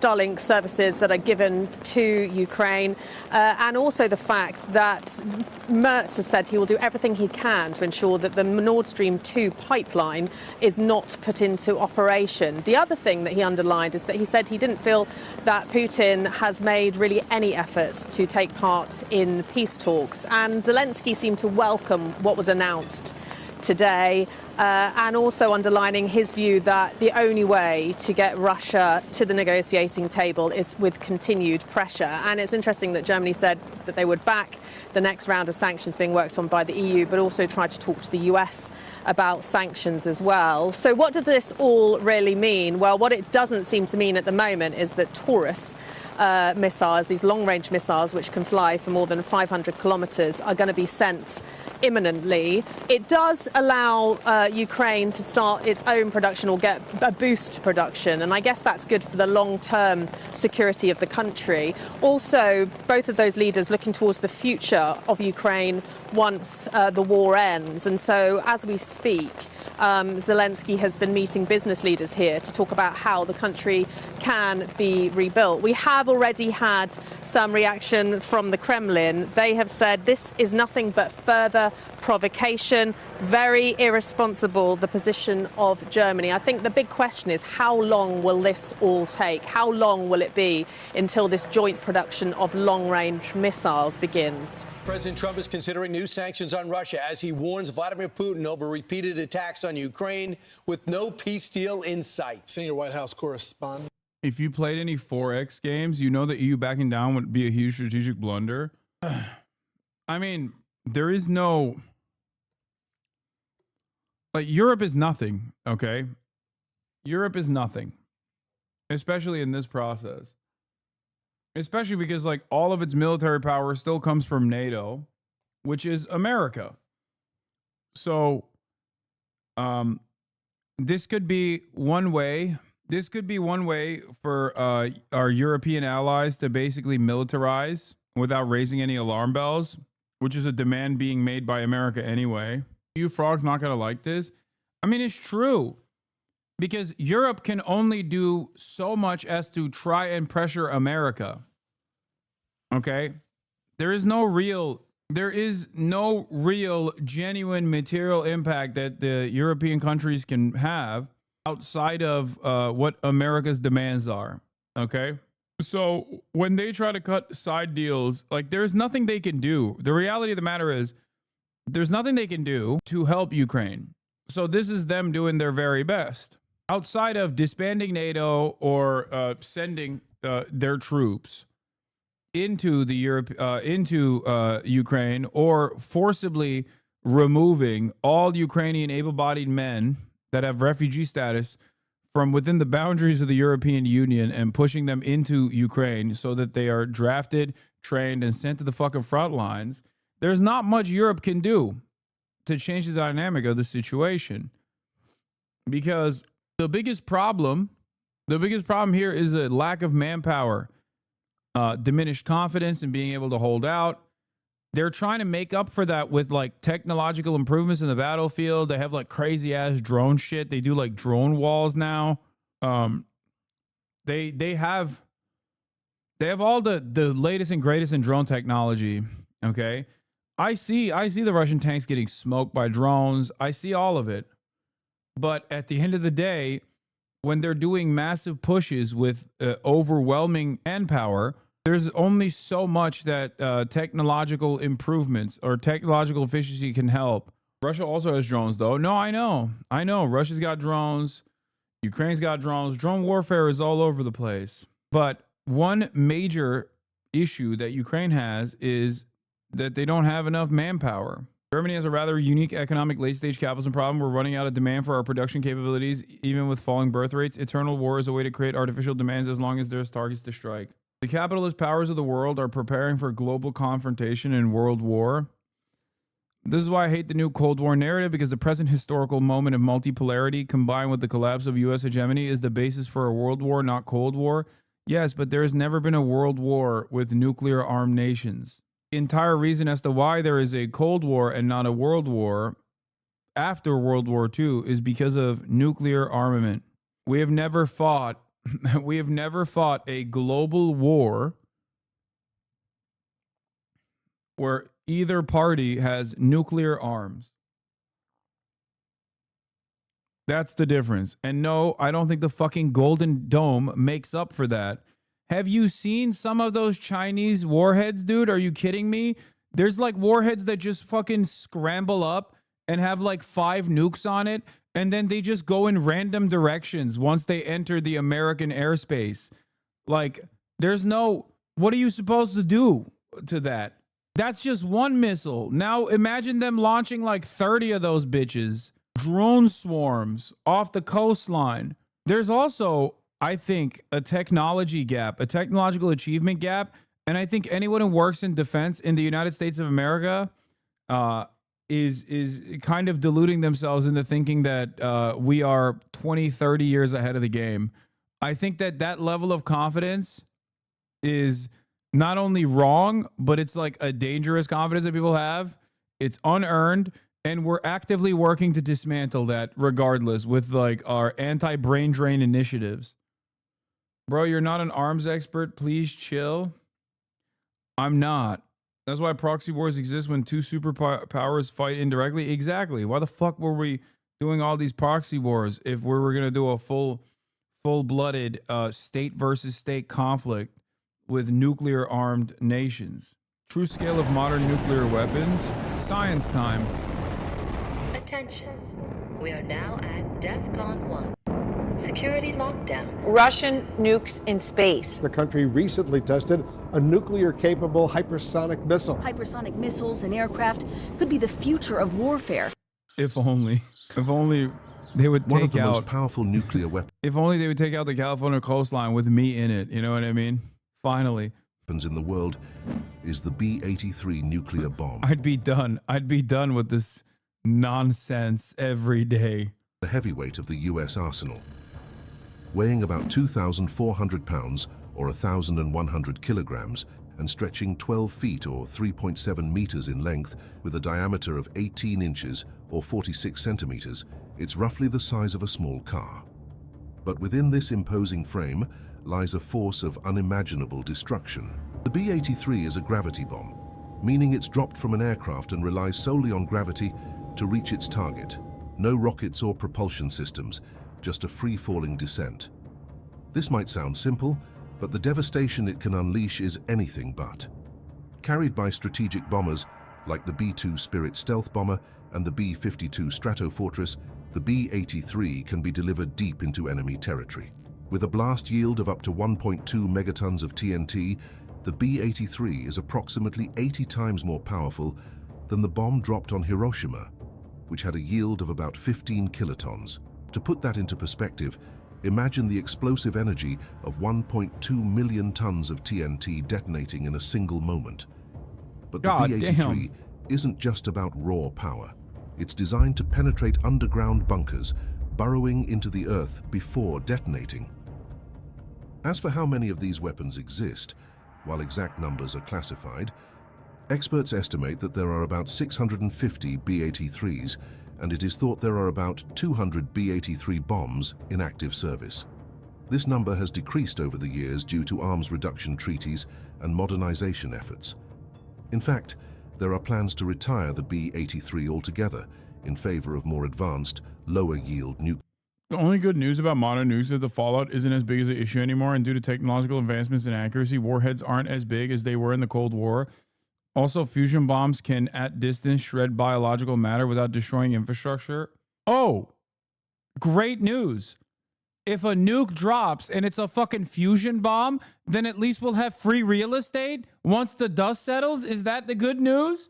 Oh, how wonderful. I didn't realize. That's great news. We have a real crisis in the real estate market. Please, I guess we should drop a fucking fusion bomb in the middle of West Hollywood and end my material matter, end my organic matter from a distance. But God forbid you harm the real estate market, you know?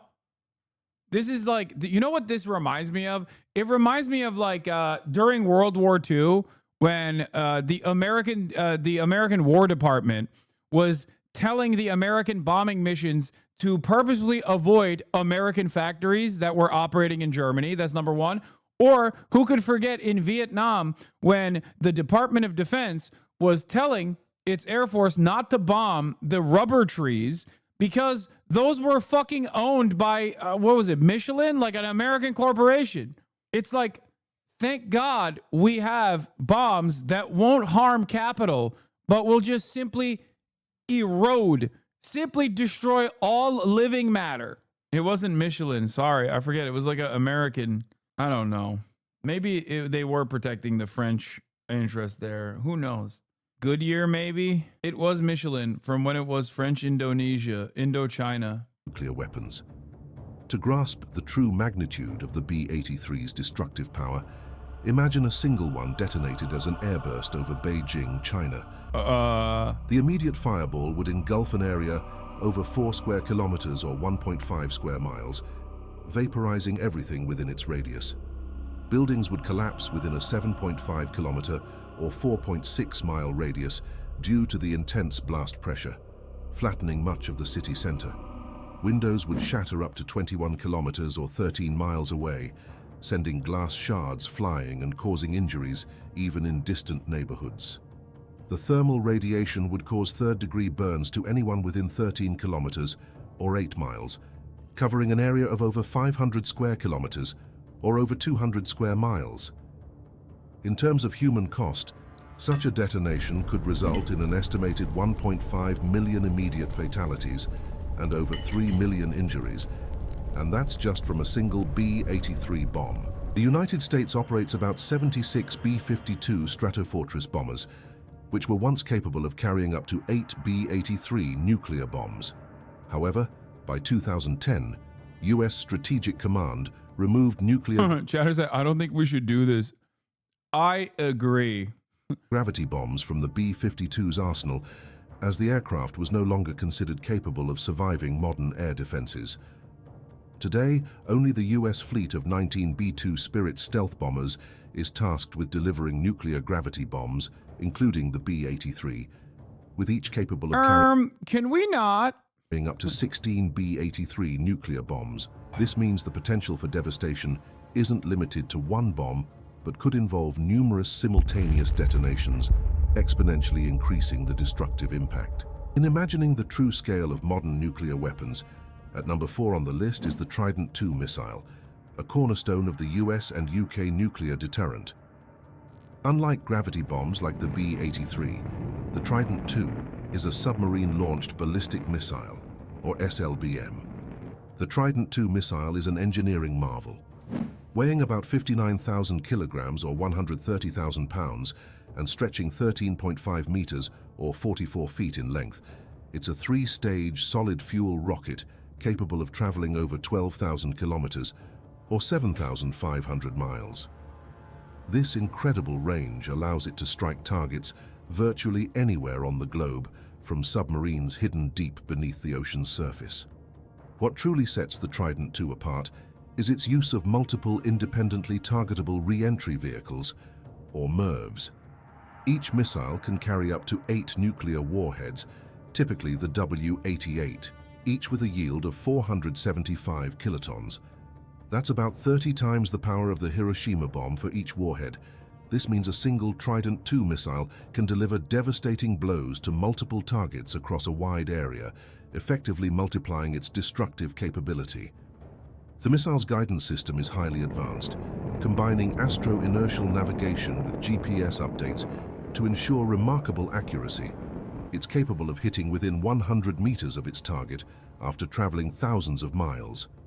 The Trident II is deployed on Ohio-class submarines for the U.S. Navy and Vanguard-class submarines for the Royal Navy, providing a stealthy and survivable second strike capability that is crucial for nuclear deterrence. To grasp the potential impact of this weapon, imagine a single Trident II missile launched toward Moscow, with all 8 warheads targeting the same area for maximum effect. The combined explosive yield would be approximately 3.8 megatons of TNT. Upon detonation as an airburst, the immediate fireball would engulf an area over 10 square kilometers, or close to 4 square miles, vaporizing everything within its radius. Buildings would be obliterated within an 11-kilometer or close to 7-mile radius, flattening much of the city center. Thermal radiation would cause third-degree burns to anyone within 22 kilometers, or close to 14 miles from ground zero, covering an area of over 1,500 square kilometers or 580 square miles. The human cost would be staggering, estimated at over 2.8 million immediate fatalities and 4.6 million injuries. And remember, this is from just one Trident II missile. The United States operates 14 Ohio-class nuclear submarines, each capable of carrying up to 20 Trident II missiles. That adds up to 280 Trident II missiles lurking in the depths of the oceans. With each missile carrying up to 8 warheads at 475 kilotons apiece, we're looking at a total of 2,240 nuclear warheads. If you calculate the combined... Imagine a single B-83 bomb detonated in American Midwest. It could kill up to 500 people. What you are describing is already a nuclear deterrence policy in practice called the nuclear sponge. I don't know if you knew that that was the whole point of this, or maybe I missed it when they were describing it, but that is quite literally the reason why all of our nuclear silos are in the nuclear sponge states. I believe it's like 6 states in the Midwest that are not, you know, as heavily populated and are otherwise considered expendable by the American government. Why are they called nuclear sponge states, you think? Because what does a sponge do? It sucks up the juice, right? That's where the nuclear silos are, in an effort to make sure that if there is mutually assured destruction taking place, then all of the limited amount of nuclear warheads that our adversaries have, nuclear adversaries would be... What is this? Here's an old map I found from Civil Defense. Man, the Russians really don't like North Dakota. I found some of these strategic targeting maps. What state would you like to see next? There are nuclear priority targets, like nuclear strike priority targets in every state. But obviously, first and foremost, their nukes would be directed towards our nukes, and all of our nuclear silos are in the nuclear sponge states. So those states are technically cannon fodder here. The 5 states designed to function as nuclear sponges. During the Cold War, 5 states, Colorado, Wyoming, Nebraska, Montana, and North Dakota, were designated nuclear sponges due to their remote locations and low population density. In case of an enemy nuclear attack, these states would be targeted first as they house the ICBM silos. In turn, everything within these states would be obliterated, but they would serve the greater good of mitigating immediate casualties in more populous states.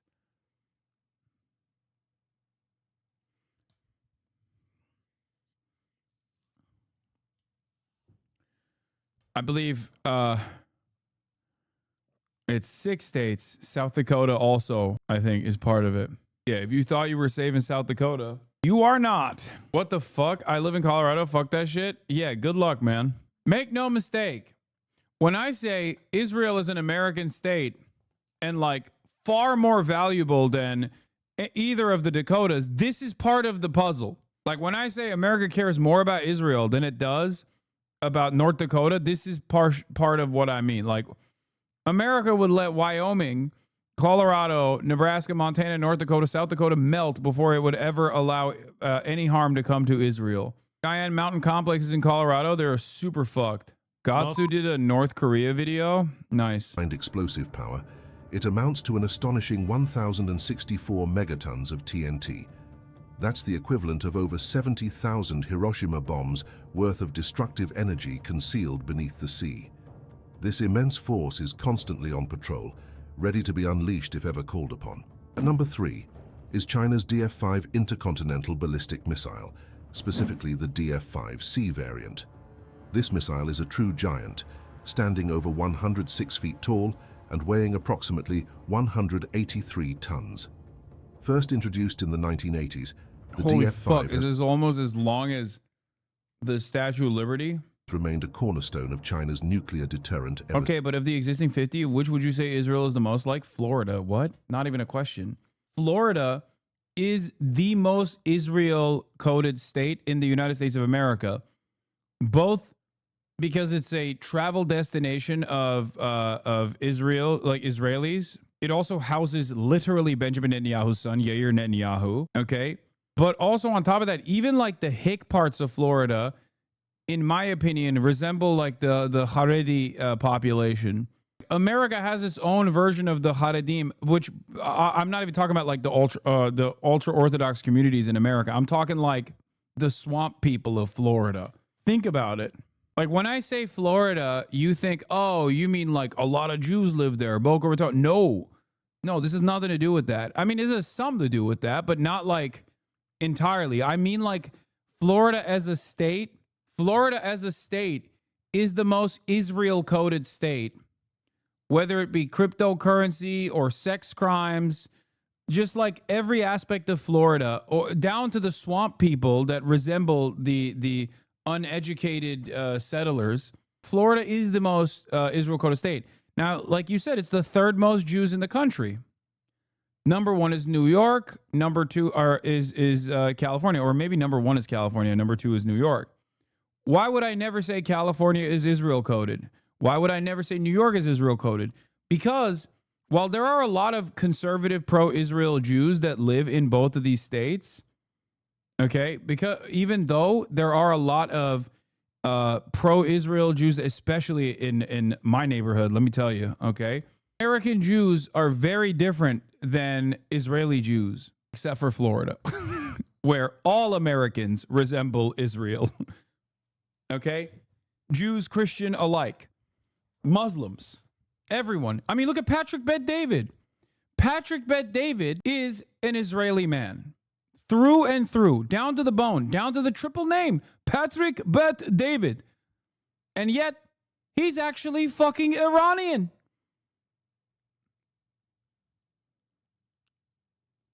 Think about it, and you will understand. Down to the fashion, down to the music choices, Florida is the most Israel-coded state in the United States of America. And much like Israel, Florida is actively accelerating its own demise. For Israel, it's like it's untenable bloodlust, right? It's endless seeking of conquest in the region that genuinely makes Israel's position less stable. For Florida, it's water. For Florida, it's consistently building in areas that are probably going to be underwater very soon. So as far as like external factors that are life-changing, you got water and climate change for Florida, and you got Israel's constant destabilizing measures in the region for Israel and its inevitable backlash for Israel. Tampa is the West Bank. I live there, can confirm. Yes, if you've ever met some real dudes, okay, like go to the PCB. Like go to like different parts, like Tallahassee. Miami is the Tel Aviv of Florida, and like Tallahassee is the fucking West Bank settlements. Since the DF5. No, California is not worse. Like this is not even comparable. California at least has like a fake economy that revolves around the real stock market as opposed to cryptocurrency and drug sales, okay? Florida has never had a real economy. Florida's entire economy revolves around one, cocaine, and now cryptocurrency and cocaine. At least California has fucking Hollywood and Silicon Valley, which you can say is fake, and I agree with you, okay? Totally fucking fake, totally made up. But like, it's still less made up than cryptocurrency. Damn, this guy's good.